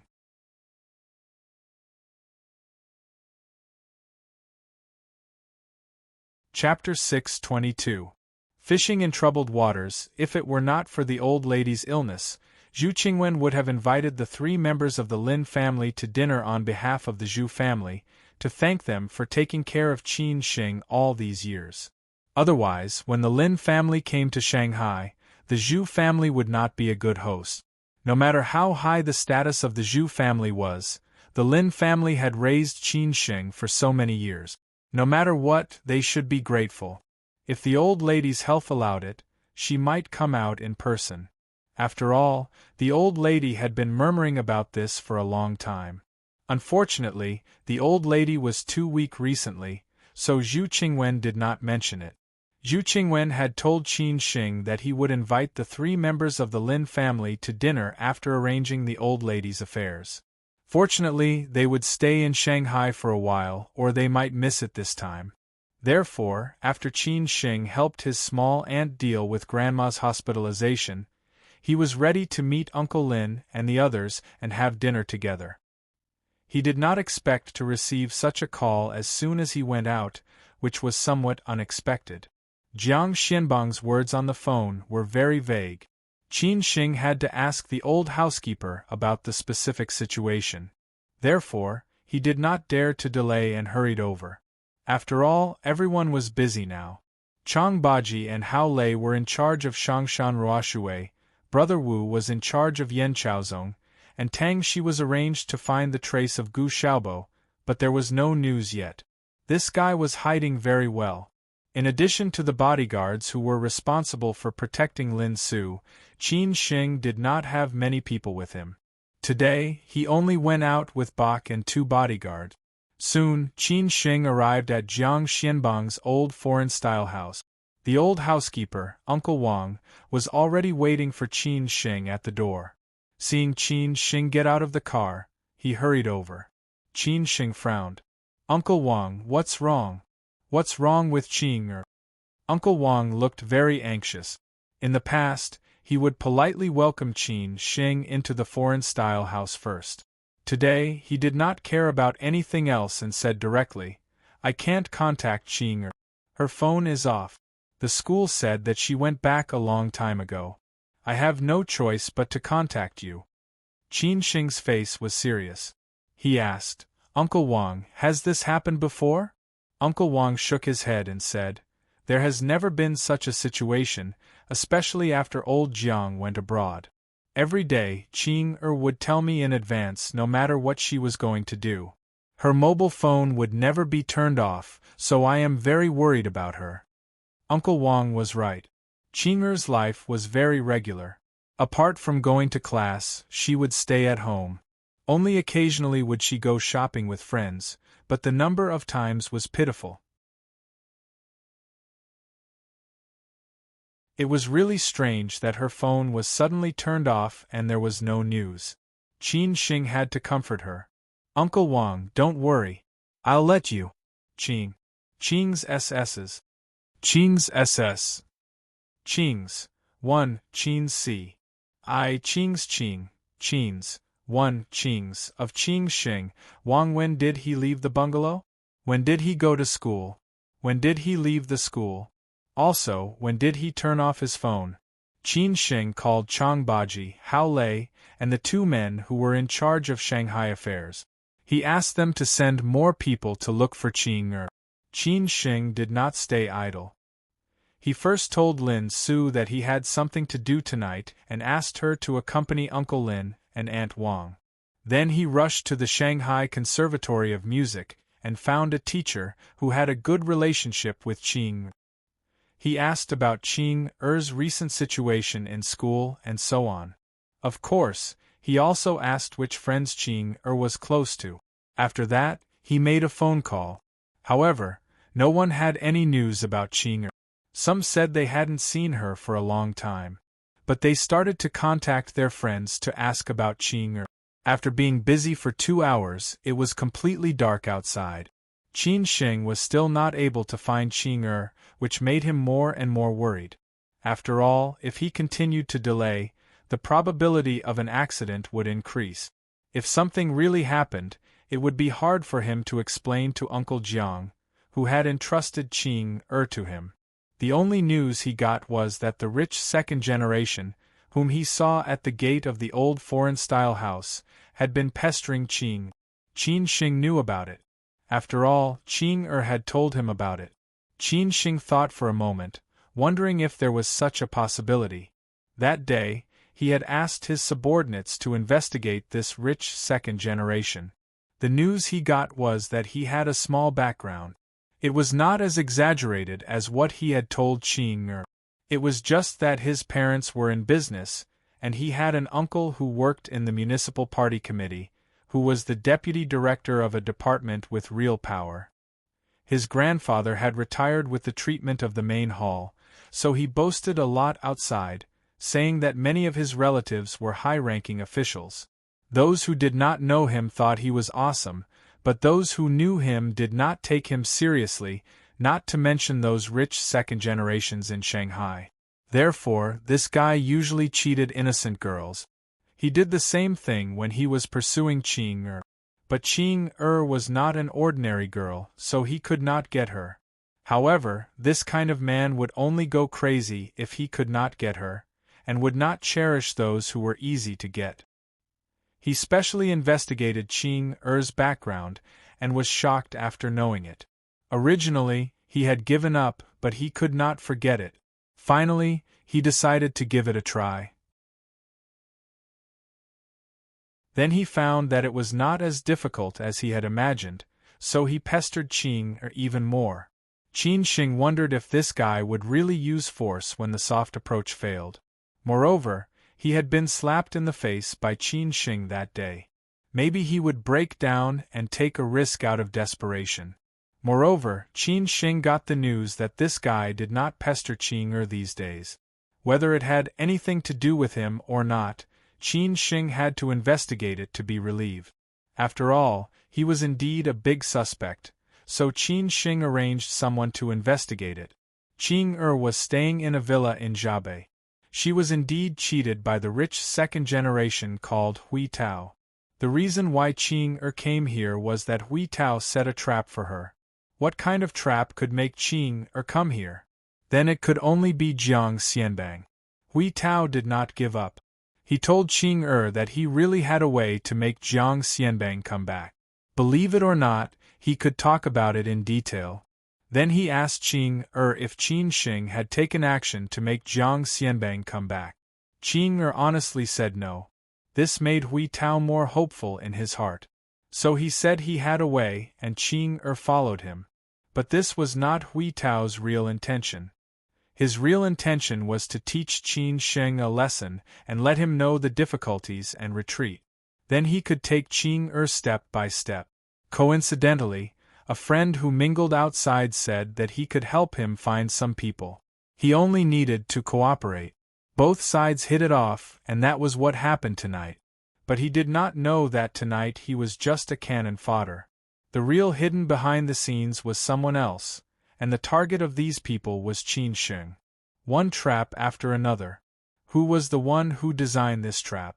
Except for Yan Chaozong's side, it seemed that there was no one else. Boss Yi had already admitted defeat, and there was no movement. But Yan Chaozong had already started to take action.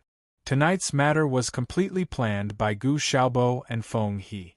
But tonight was not the main course. They just wanted to test Qin Shing's current security strength. At the same time, they also wanted to test the strength of those masters who were invited from outside. If they could really solve Qin Shing tonight, of course they would be happy to see it. But they did not think that they would be so lucky. At this moment, Feng He and Gu Xiaobo were in the remote suburbs. Qin Shing would come here later. They just waited to watch a show. Why? You still don't believe those people I invited? Feng He frowned. Gu Xiaobo sneered and said, "You will know after you try. Then why don't you directly do it tonight?" Feng He provoked.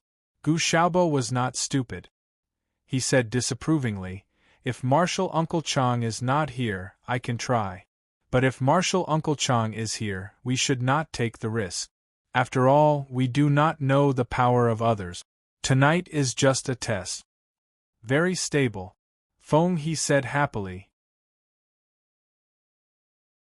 Gu Xiaobo did not bother to pay attention to him. Instead, he asked, "Will that girl be okay?" "Don't worry.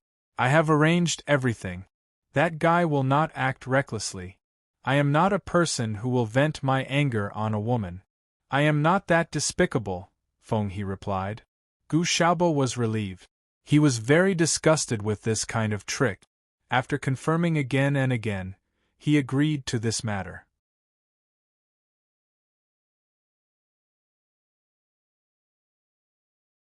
Chapter 623. Be ready at all times. Gu Xiaobo was not a wicked person. He had no choice but to betray Qin Shing and Chang Baji for the sake of a woman. After all, everyone cared about different things. Some people thought that love was more important than anything else, while others thought that trust, loyalty, morality, and so on were the most important things in their hearts. Therefore, Gu Xiaobo had always felt guilty about that matter. Moreover, he had caused the death of his junior brother, Gu Qingyang. But he had never regretted it. If he had regretted it, he would not have gone down the dark path. However, Gu Xiaobo was still a very principled person. For example, in today's matter, others used women to threaten him. Now, he naturally disliked using women to threaten others. Therefore, he had to make sure that nothing would happen to the woman named Qing. Otherwise, Feng He would not even need to make a move. He would definitely make the man named Hui Tao suffer a fate worse than death. Since Qin Sheng had arrived in Shanghai, Gu Xiaobo had been keeping an eye on him. Of course, they had seen what had happened at the gate of the old foreign-style house that day. Therefore, Feng He contacted Hui Tao and gave him such an idea. At this moment, in the villa in Jiabei, Hui Tao was still chatting with Qing but Qing mobile phone had been taken away and turned off. At present, Qing still did not believe Hui Tao, and it was already so late. She wanted to go home, but Hui Tao did not let her go. She finally felt that something was wrong, but it was too late. Qing do you really not believe me? Hui Tao begged bitterly. Qing face darkened as she said, "Let me go home first. It's too late. I want to go home. Since you don't believe me, I will do something to make you believe me and let you know that Qin Sheng is a liar," Hui Tao said angrily. When Qing heard this, she was shocked and said, "What do you want to do? You don't have to worry about that. You'll know when the time comes." Hui Tao snorted and walked out of the room. He even locked the door from the inside, completely locking Qing inside. This time, Qing was completely flustered. She regretted coming to Hui Tao today. Now she even got Qin Sheng involved. From Hui Tao's words, he wanted to make trouble for Qin Sheng. If anything happened to Qin Sheng because of her, she would really feel guilty for the rest of her life. However, what could she do now? She was trapped in this room with no way to get out. Even her mobile phone had been taken away. She could not do anything even if she wanted to tell Qin Sheng. The more she thought about it, the more regretful she became. In the end, she even cried anxiously. Why was she so stupid? Why did she not believe him? In the living room outside the villa, Hui Tao walked out angrily. When his friend saw Hui Tao's expression, he laughed and said, "Tao, what's the matter? You still can't understand me.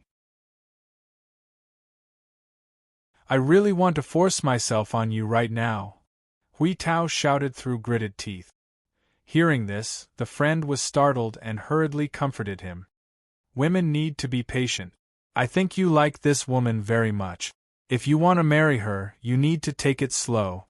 If you just want to have fun, I have nothing to say. I'll give you a chance." Hui Tao did not speak, and no one knew what he was thinking. Maybe he had been chasing for half a year, but he had not succeeded.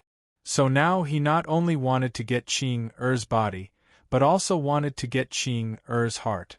It seemed that this was a sense of accomplishment. If it was only for sexual desire, he could casually find a woman and have fun every night. "When do you want to do it?" Hui Tao changed the topic. He didn't want to talk about Qing problem anymore. The gangster, who had a good reputation in Shanghai, said happily, "You can call that man now and tell him the specific meeting address. I've already arranged it." "Brother Wu, I'll remember this. I'll pay you back later." Hui Tao was grateful. No matter what, Qin had helped him a lot. Brother Wu said disapprovingly, "We're brothers, so don't talk nonsense. But I have to make one thing clear. I'm here to help you this time, but if something happens, don't betray me. Otherwise, we can't be brothers anymore, and I won't forgive you." Brother Wu said disapprovingly, "Brother Wu, you're a good friend."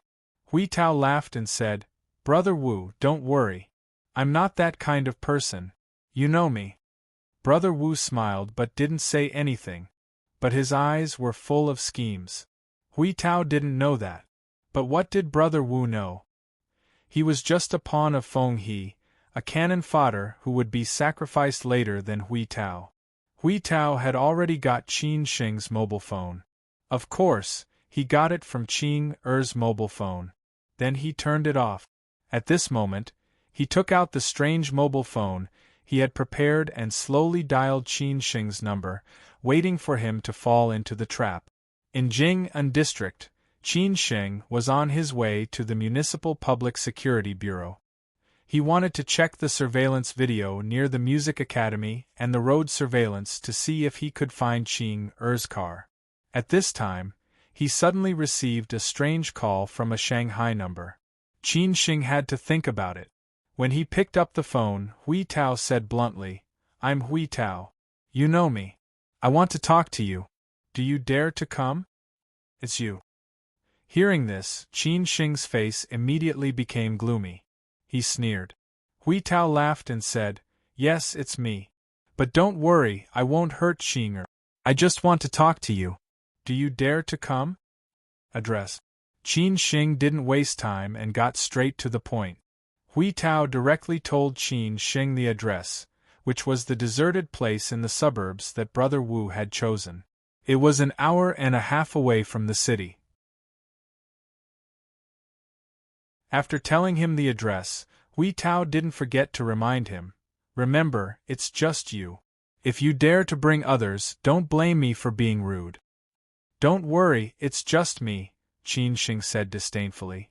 After hanging up the phone, Qin Shing immediately told Botchin, who was driving to the Municipal Public Security Bureau, and went directly to the suburb that Hui Tao had mentioned. Botchin frowned and said, "Young master, what are we going to do there?" "To meet our opponent," Qin Shing said disapprovingly. Then he called Chang Baji and said, "Lao Chang, there's news." Then Qin Shing told Chang Baji about Hui Tao's phone call. Chang Baji thought for a moment and said, "Do you believe what he said?" "I doubt it," Qin Shing said honestly. Chang Baji analyzed, "I think it's better to be careful. Don't let the mantis stalks the cicada, unaware of the oriole behind it. Then the loss outweighs the gain, and I suspect that Qing Er is not there at all. So I suggest that half of you go there with us, and the rest stay in the city to continue searching, especially the Municipal Public Security Bureau. With the powerful surveillance system in Shanghai, you may be able to find Qing Er." After hearing this, Qin Shing felt that Chang Baji was very thoughtful. It was not that he was afraid of anything, but that his identity was special and he was in the Yangtze River Delta, where there were many enemies. It was better to be safe than sorry. "Then do as you say." Qin Shing made up his mind without hesitation. Qin Shing had already told Xue Qinyan about the Municipal Public Security Bureau and the Traffic Police Brigade. This time he did not bother his small aunt, because she was still busy with Grandma's affairs in the hospital. Several groups of people moved separately. The group in the city was led by Brother Wu, who rushed back. The man in charge of the Municipal Public Security Bureau and the Traffic Police Brigade was in charge of the man in charge of Shanghai affairs. After all, they also had resources. On the other side, Qin Shing led Chang Baji, Hao Lei Bok, another person in charge, and many bodyguards to the suburbs. When Qin Shing was making the call, Hui Tao had already set off in the Jiabei villa. Before leaving, he asked Brother Wu, "Brother Wu, won't you go with me? It's such a small thing. Do you need me to go with you? Look at you. I've arranged everything. They are all good people." Brother Wu did not know whether to laugh or cry. Hui Tao felt that something was wrong, but he did not say anything. In the end, he went there alone, of course, with two of his own people, so that he could rest assured. In the suburbs, Gu Xiaobo and Feng he had nothing to do. The masters they invited from other places were already in place. Now they were just waiting for Qin Shing. At this time, Feng he received a call from Brother Wu. After hanging up, he said with a smile, "It's coming. The show is about to start. We're ready to go." Gu Xiaobo looked very calm. Tonight might decide his life, or it might be a false alarm. At present, he did not know anything. At that time, if he really wanted to take action, the possibility of failure was very high. Gu Xiaobo was already prepared, but he would not wait for death. He would definitely go all out.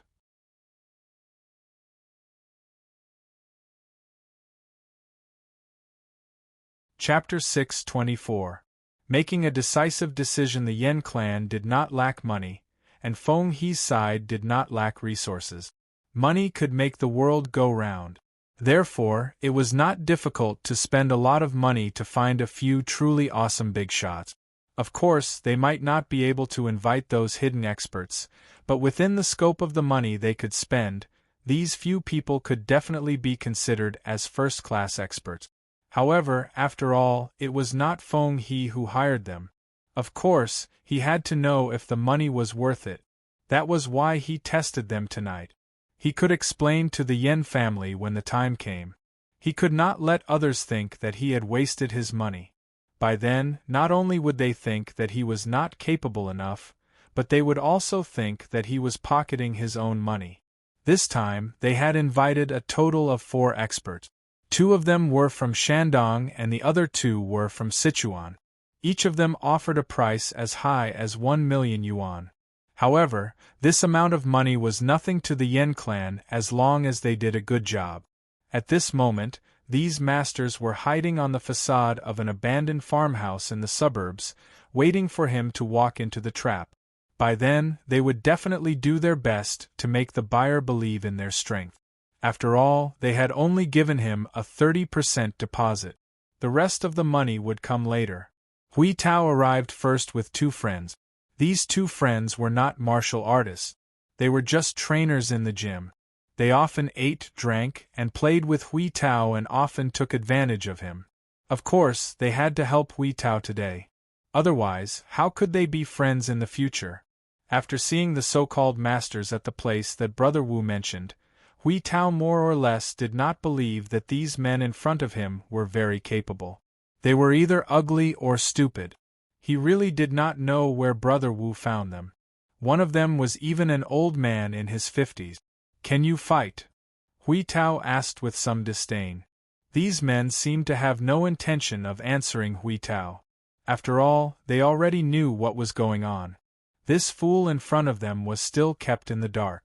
It was pitiful and sad. One of Hui Tao's friends shouted, "I don't know where you found them.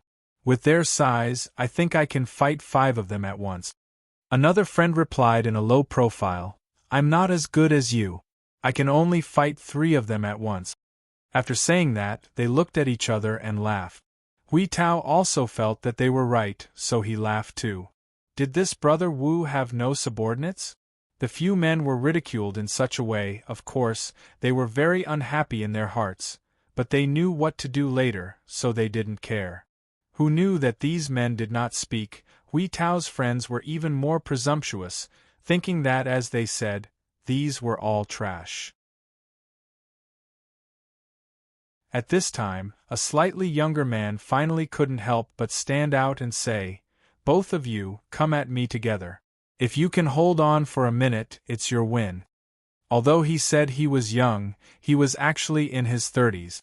Perhaps compared to the silence of the others, he was still not calm enough. The bearded old man next to him shouted, "Qian Dong, don't mess around. Don't ruin our business." The man named Qian Tong replied with a smile, "Master, don't worry. They are just 2 good-for-nothings. I promise I'll deal with them within a minute." The 2 trainers were already annoyed and eager to have a try. Now they were even more irritated. They scolded, "F***ck, no one has ever dared to talk to me like this. I'd like to see how capable you are and who is the loser here." Hui Tao was a little worried.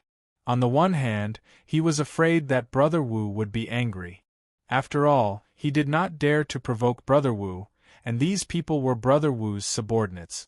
On the other hand, he was worried that if they fought first, what would he do when Qin Xing came later? Therefore, Hui Tao advised, "I think it's okay. Don't make trouble." Qian Tong did not take Hui Tao's words seriously. He walked straight over, faced the 2 muscular trainers, and said, "Let's fight together." The 2 trainers were hesitating whether they should make a move or not. After all, they were helping Hui Tao tonight. However, Qian Tong did not care about this, nor did he care who would make the first move. He took 2 steps forward first, went straight to the trainer on the left, and threw a punch at his face. The two trainers were shocked. They did not expect that this man would make a move without saying a word. They had thought that it was just a verbal attack, but now they could only fight in a hurry. Seeing that Qian Tong's fist was already in front of him, the trainer, who practiced boxing and sanda in daily life, hurriedly dodged to the right and punched Qian Tong at the same time. The corner of Qian Tong's mouth curled up in disdain. He calmly retracted his fist, and then suddenly grabbed the man's wrist. Taking advantage of the situation, he struck the man's neck with his elbow. The man was instantly knocked back several steps. He had no chance to dodge or fight back. The other trainer took advantage of the situation and approached Qian Tong, giving him a combination of punches. However, in Qian Tong's eyes, this kind of skill was not a threat at all. Qian Tong did not step back at all. He just stood there and dodged the attacks calmly. This was both disdain and provocation. The trainer was very annoyed and increased his strength. However, Qian Tong still did not give up. He thought, no matter what kind of punches and kicks you have, I will stand here and let you hit me at will. Qian Tong might have felt bored, or he might have seen the other trainer rushing over. Taking advantage of the man's weakness, Qian Tong directly punched his chin with an uppercut, followed by a knee strike. The man was instantly killed and flew backward. The trainer behind him was already approaching. Qian Tong suddenly changed his previous gentleness and rushed forward. When he was about to get close to the man, he suddenly took a step forward and kicked the man's shoulder. Like his friend, the man was instantly hit against the wall. Just as he said, Qian Tong defeated the two trainers in less than a minute. What was the use of training such strong muscles? He was only strong in appearance but weak in reality. Qian Tong's companions were not interested in this at all. They casually glanced at him and went back to their own business. They knew what the result would be. If Qian Tong could not even deal with these two men, then the Yen family would not have paid him $1 million to come here. Hui Tao was dumbfounded. He did not expect this ordinary-looking man to be so powerful. His two gym friends were no match for him at all. Usually they could fight very well. He had even seen them compete, but in front of this man, they could not even last for a minute. Hui Tao was afraid that this man would cause trouble for him. He was so scared that he did not dare to speak until this man turned around and walked to his companions. He quickly ran over to see how his two friends were doing. They were still 3 kilometers away from the suburbs. Qin Sheng and the rest had already arrived, but Chang Baji and Hao Lei were still on the way. It was estimated that it would take them another 10 minutes to arrive. I'll go over first. You guys wait here. If there's an accident, you guys can rush over, Qin Sheng ordered. Bahi disagreed. Young master, you can't do that. If something happens to you, it'll be hard for us to explain. Let me go with you. Qin Sheng thought for a moment. It seemed that he was being too careless. After all, he was not clear about the situation over there.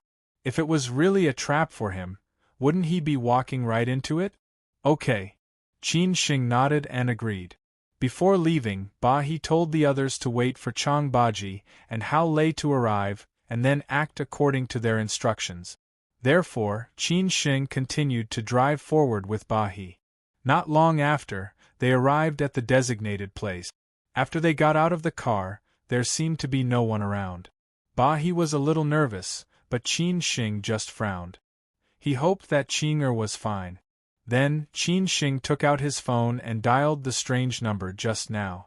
When it was connected, he said, "I'm here. Where are you?" Hui Tao, who received the call, said in a low voice, "Wait, I'm coming." After hanging up the phone, Hui Tao asked the few men politely, "He's here. Shall we go over now?" The few men did not respond and just walked straight out. Not far away, in a place with a wide view, Feng he said to Gu Xiaobo, "He only brought one person. This Qin Sheng is really bold. What should we do?" Gu Xiaobo asked. Feng he decided without hesitation. "Do you want to miss such an opportunity?" Gu Xiaobo immediately understood what he meant. But just as Hui Tao and his men walked over, Qin Shing suddenly received a call from the city. The content of the call was that Qing Er's Portia had been found in a villa community in Jiabei. They could confirm through the surveillance video inside the community that after Qing Er entered the community, she had not left yet. Therefore, the conclusion was that Qing Er was not here and this was just a cover. Then, why did Hui Tao call Qin Shing over? Obviously, it was not good for Qin Shing. Therefore, Qin Shing immediately said to Ba He, "Retreat." At this time, Hui Tao and 5 or 6 men were almost in front of Qin Shing. After all, the distance between them was not far. Seeing that Qin Shing was about to turn around and get into the car, Hui Tao shouted, "Why, are you afraid?" The few men behind also realized that Qin Shing was about to leave. If they let Qin Shing run away, they would definitely scold him to death, although they did not know what happened. Therefore, they pushed Hui Tao away and directly rushed past Hui Tao, heading straight for Qin Shing. Qin Shing instantly felt that something was wrong. These people in front of him were definitely not simple, because he was too familiar with this feeling. That was the smell of danger.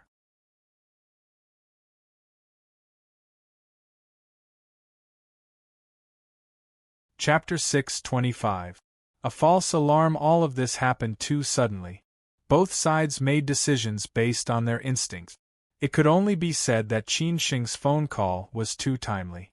Otherwise, he would be in danger. According to the information that Chang Baji had investigated, this Hui Tao did not have a powerful background at all. Yet, he dared to take such a big risk and do such a crazy thing. If there was really an accident, his so-called background would not be able to keep him safe. Then, he was either bluffing and deliberately scaring Qin Shing so that Qin Shing would retreat. After all, Qin Shing knew him well, but he did not. That was why Qin Shing came to see Hui Tao. He did not think that he was really in any danger. Of course, there was a second possibility, which was that Hui Tao was just a cover and there was a mastermind behind him. However, Qin Shing did not think that it was such a coincidence. He and Hui Tao had only met that day. How many people knew about it and how many people would set up this trap? But life was like this. The more you thought it was impossible, the more likely it would happen. What happened tonight was like this. It could only be said that the opponent was more sinister and cunning than he had imagined. He would not miss any opportunity. Before this, Qin Shing had not found any danger. He had only taken precautions. It was not until he received the phone call and saw the men behind Hui Tao that he suddenly understood. Qin Shing had experienced too many dangerous moments. Not to mention what happened during the 2 years of travel, just the life and death situations that he had encountered in the past few years. Sending Han Guoping back to Gansu for burial counted as one, Mount Zhihua definitely counted as one, Hubei Huang Mei County even more so, and most recently, he was attacked in the alley some time ago. Qin Shing was lucky to escape these dangerous moments. This made him more and more aware of what danger was, and he became more and more sensitive to it. For example, at this moment, Qin Shing turned around and ran away with Ba He. He knew that it was too late to get back in the car. The men did not give him a chance and rushed over like tigers. Ba He did not ask Qin Shing what happened at all. He just turned around and ran with Qin Shing. He was a little depressed. Last time when he was at the junction of 3 provinces in northern Gansu, he did not have time to show off after returning to Beijing. Why did he have to run away again? Feng He and Gu Xiaobo could see the situation below from a high point in the distance. Such a change surprised them. Feng He was very surprised. What's going on? Gu Xiaobo frowned. How would I know?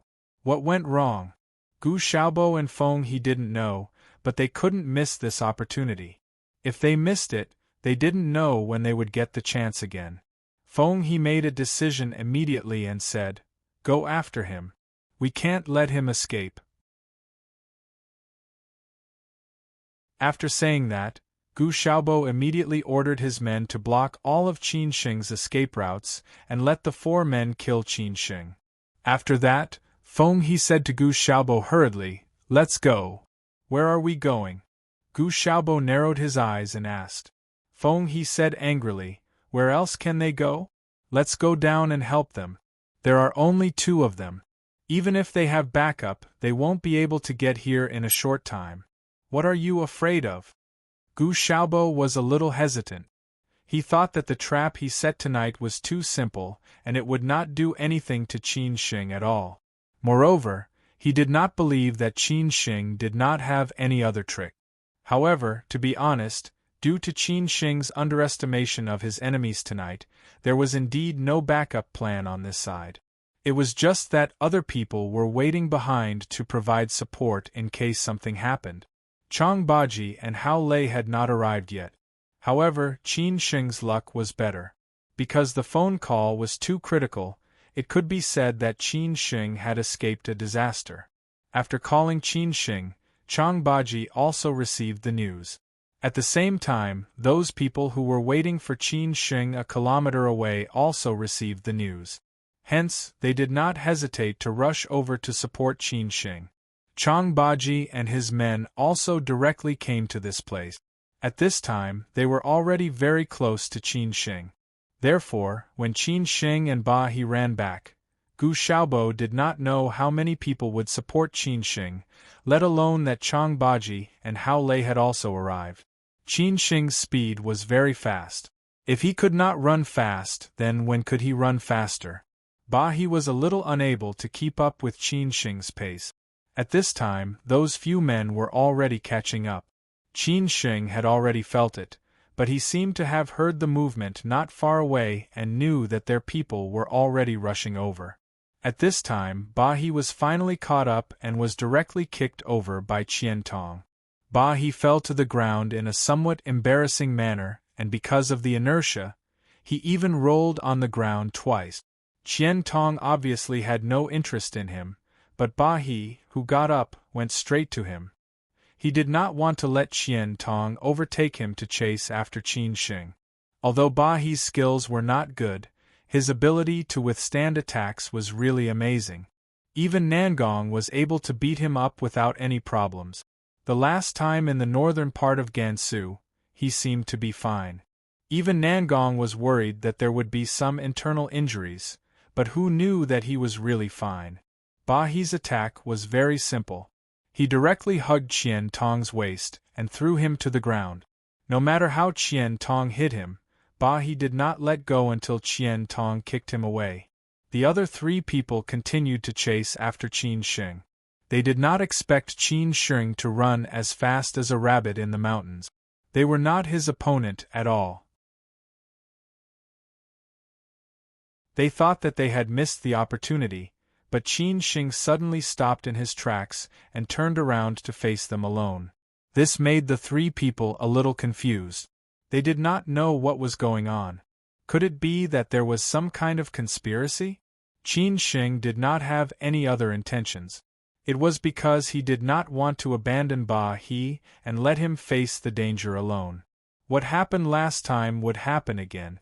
The reason why Qin Shing dared to stop in his tracks was because he had already seen the reinforcements not far away. They were riding in a few cars and rushing over at the fastest speed. It could be predicted that Chang Baji and Hao Lei had also arrived. Otherwise, how could there be so many people? That was why Qin Shing was so confident. The first person Qin Shing met was Qian Tong's master. The old man in his 50s had already turned white. He did not know what he was doing out here instead of enjoying his retirement at home. Qin Shing did not advance but took the initiative to meet the old man head-on. With a tricky kick, he advanced towards the old man. Feng He had already told them about Qin Shing's strength, so Qian Tong's master was not arrogant. Instead, he went all out and avoided Qin Shing's attack calmly. Qin Shing did not continue to be entangled with him. Instead, he changed his target to the middle-aged man on the left. A combination of punches went straight to his ribs. The middle-aged man was unfazed by Qin Shing's attack. Just as he was about to fight back, Qin Shing slipped away cunningly. This was because Qin Shing felt that danger was approaching. The only man left in the dark was quietly looking for an opportunity. This man was relatively skinny and did not have much flesh on his face. His eyes were sunken and his eyeballs were exposed, which made him look very scary. What was more frightening was that this man had been silent, but he gave people the feeling that he would go berserk at any time. He was also the strongest among the dead. Sure enough, even though Qin Shing felt the danger, he still did not dodge. This man appeared in front of him in an instant and even judged the route of his retreat. Then, he hit the back of Qin Shing's waist with his knee. Qin Shing instantly flew out. Fortunately, he adjusted his posture in the air, so when he landed on the ground, he was not so embarrassed. However, he still felt that this man was dangerous. His whole back was burning with pain. After cursing a few times in his heart, Qin Shing was ready to receive the second wave of attacks from these three men. At this time, Qian Tong's master suddenly shouted, "The master wants us to go, immediately, immediately!" The thin and somewhat hunched man was about to rush to Qin Shing, but when he heard this, his face became very ugly. He clenched his fists and was about to go berserk. Qian Tong's master shouted again, "Go, if you don't go, you will bear the consequences." After that, Qian Tong's master ran in the opposite direction. When he passed by Qian Tong, who was entangled by Ba He, he grabbed Ba He's shoulder and threw him out. The poor Ba He was directly thrown into the ditch next to him. He did not even have time to react. Qian Tong followed his master, and the middle-aged man also followed closely behind. Only the hunched man was still hesitating. However, he had already seen that the reinforcements of the man in front of him were already in front of him. If he did not leave now, there would be no more chances. Therefore, he could only say to Qin Shing ruthlessly, "You will definitely die in my hands." After this time, without hesitation, he directly went into the farmland next to him and disappeared into the night. At this time, Chang Baji and Hao Lei finally arrived. After the others parked the car, they directly went out to chase after them. They did not intend to just let it go. Chang Baji and Hao Lei did not act impulsively. Instead, they quickly walked in front of Qin Shing and asked, "How is it?" Instead of answering, Qin Shing asked, "Where is Qing?" Chang Baji immediately replied, "I have found her." Only then did Qin Shing feel completely relieved. He was afraid that there would be another accident, and then he replied in a low voice, "Let's go back and talk." Ba He, who was battered and exhausted but not seriously injured, had already climbed out of the ditch. This guy was really tough. He was beaten up like nothing happened to him. He even pointed at Hui Tao with a puzzled face and asked, "What should we do with this guy?" Qin Shing did not know whether to laugh or cry. "Bring him back." The group of people left just like that.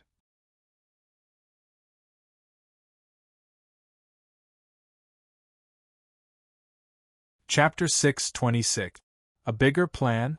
Qin Shing quite liked Ba He's character. He faced difficulties head-on but was adaptable to circumstances.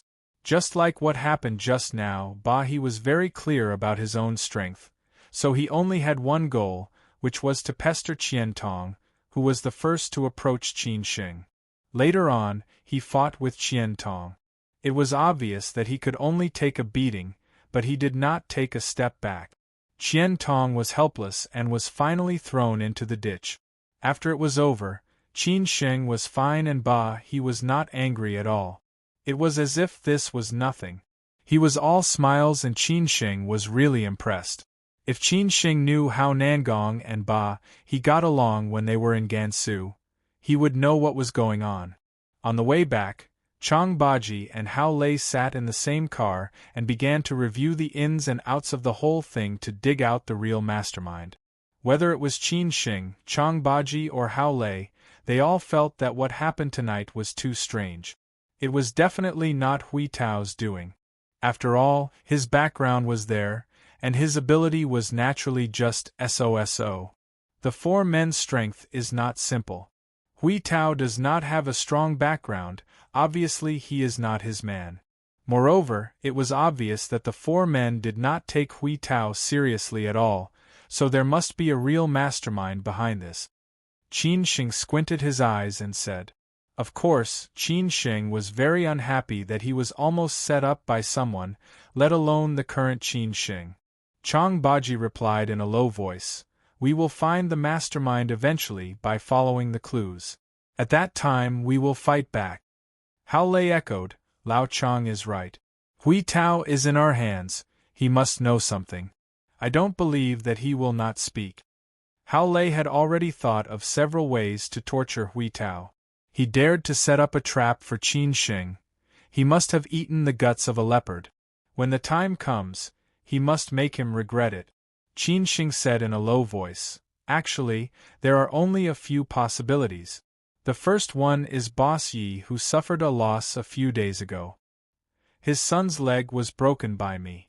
If he is not angry, then it would be strange. But I think the possibility is not high. Boss Yi does not have that kind of impulse.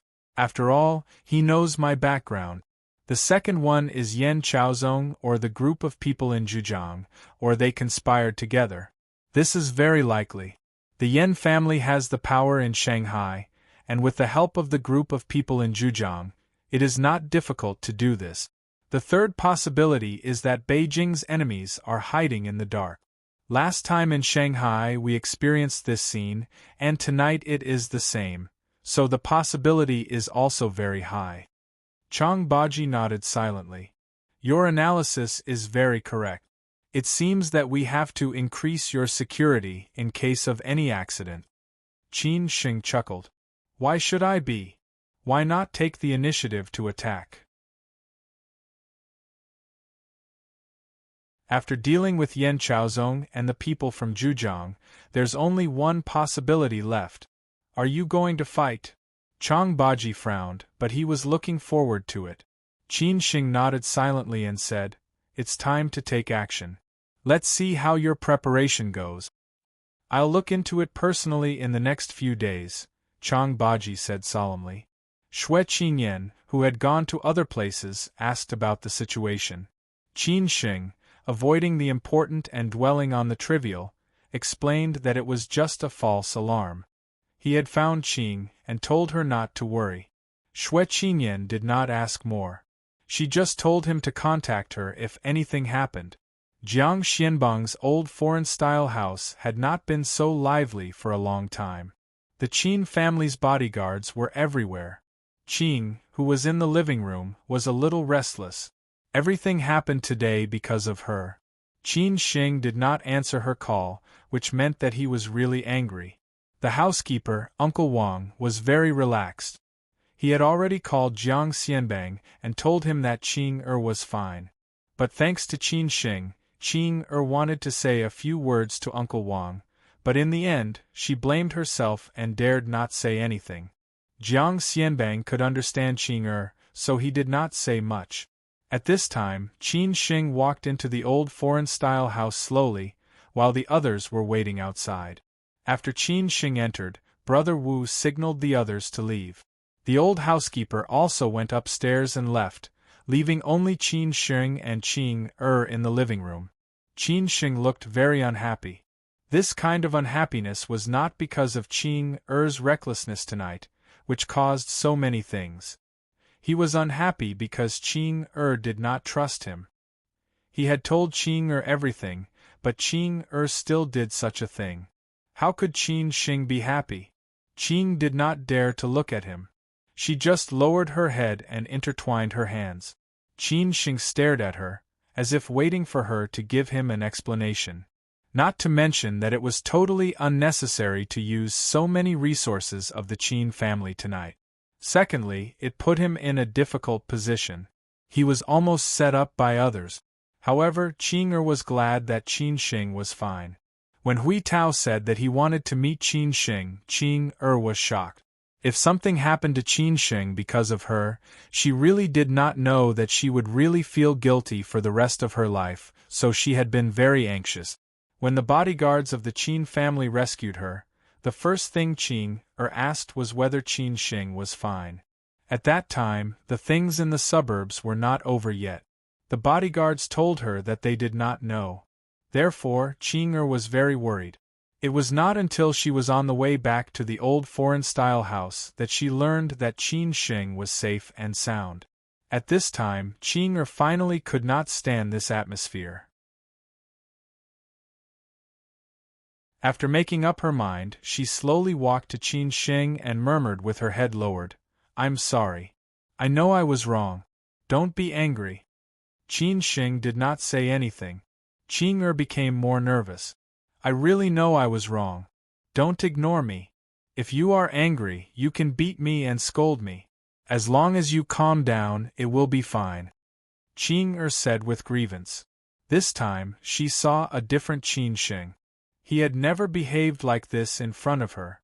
Seeing Qin like this, Qin Sheng suddenly felt relieved. He said coldly, "Sleep early. I'm going back." This sentence directly crushed Qin to death. That was because it was more terrible than beating her and scolding her. That was disappointment and indifference. After saying that, Qin Sheng turned around and left. Qin was completely panicked. She was afraid that Qin Sheng would ignore her from then on. She stretched and hugged Qin Sheng from behind impulsively.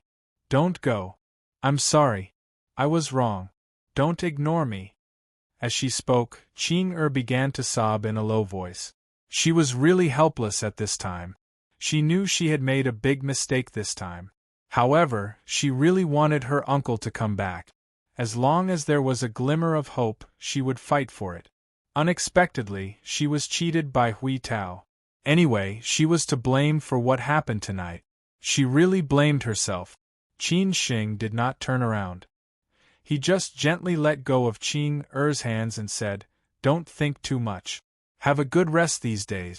If you still believe me, I will handle Uncle Zhang's affairs. It's too late.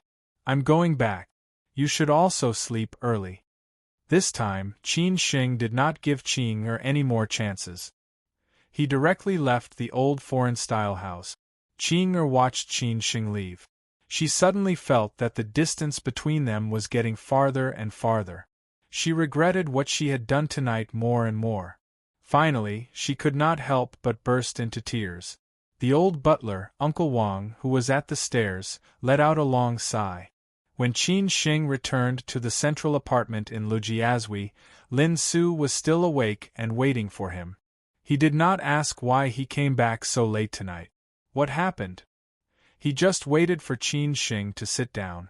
Then he stood behind Qin Sheng silently and massaged his shoulders. "Are you tired?"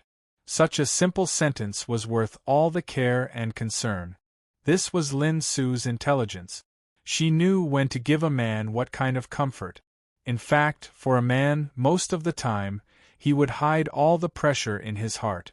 Even if a woman took the initiative to ask him, he would not tell her, for fear that she would be worried. But the only thing they needed was understanding. Understanding was enough.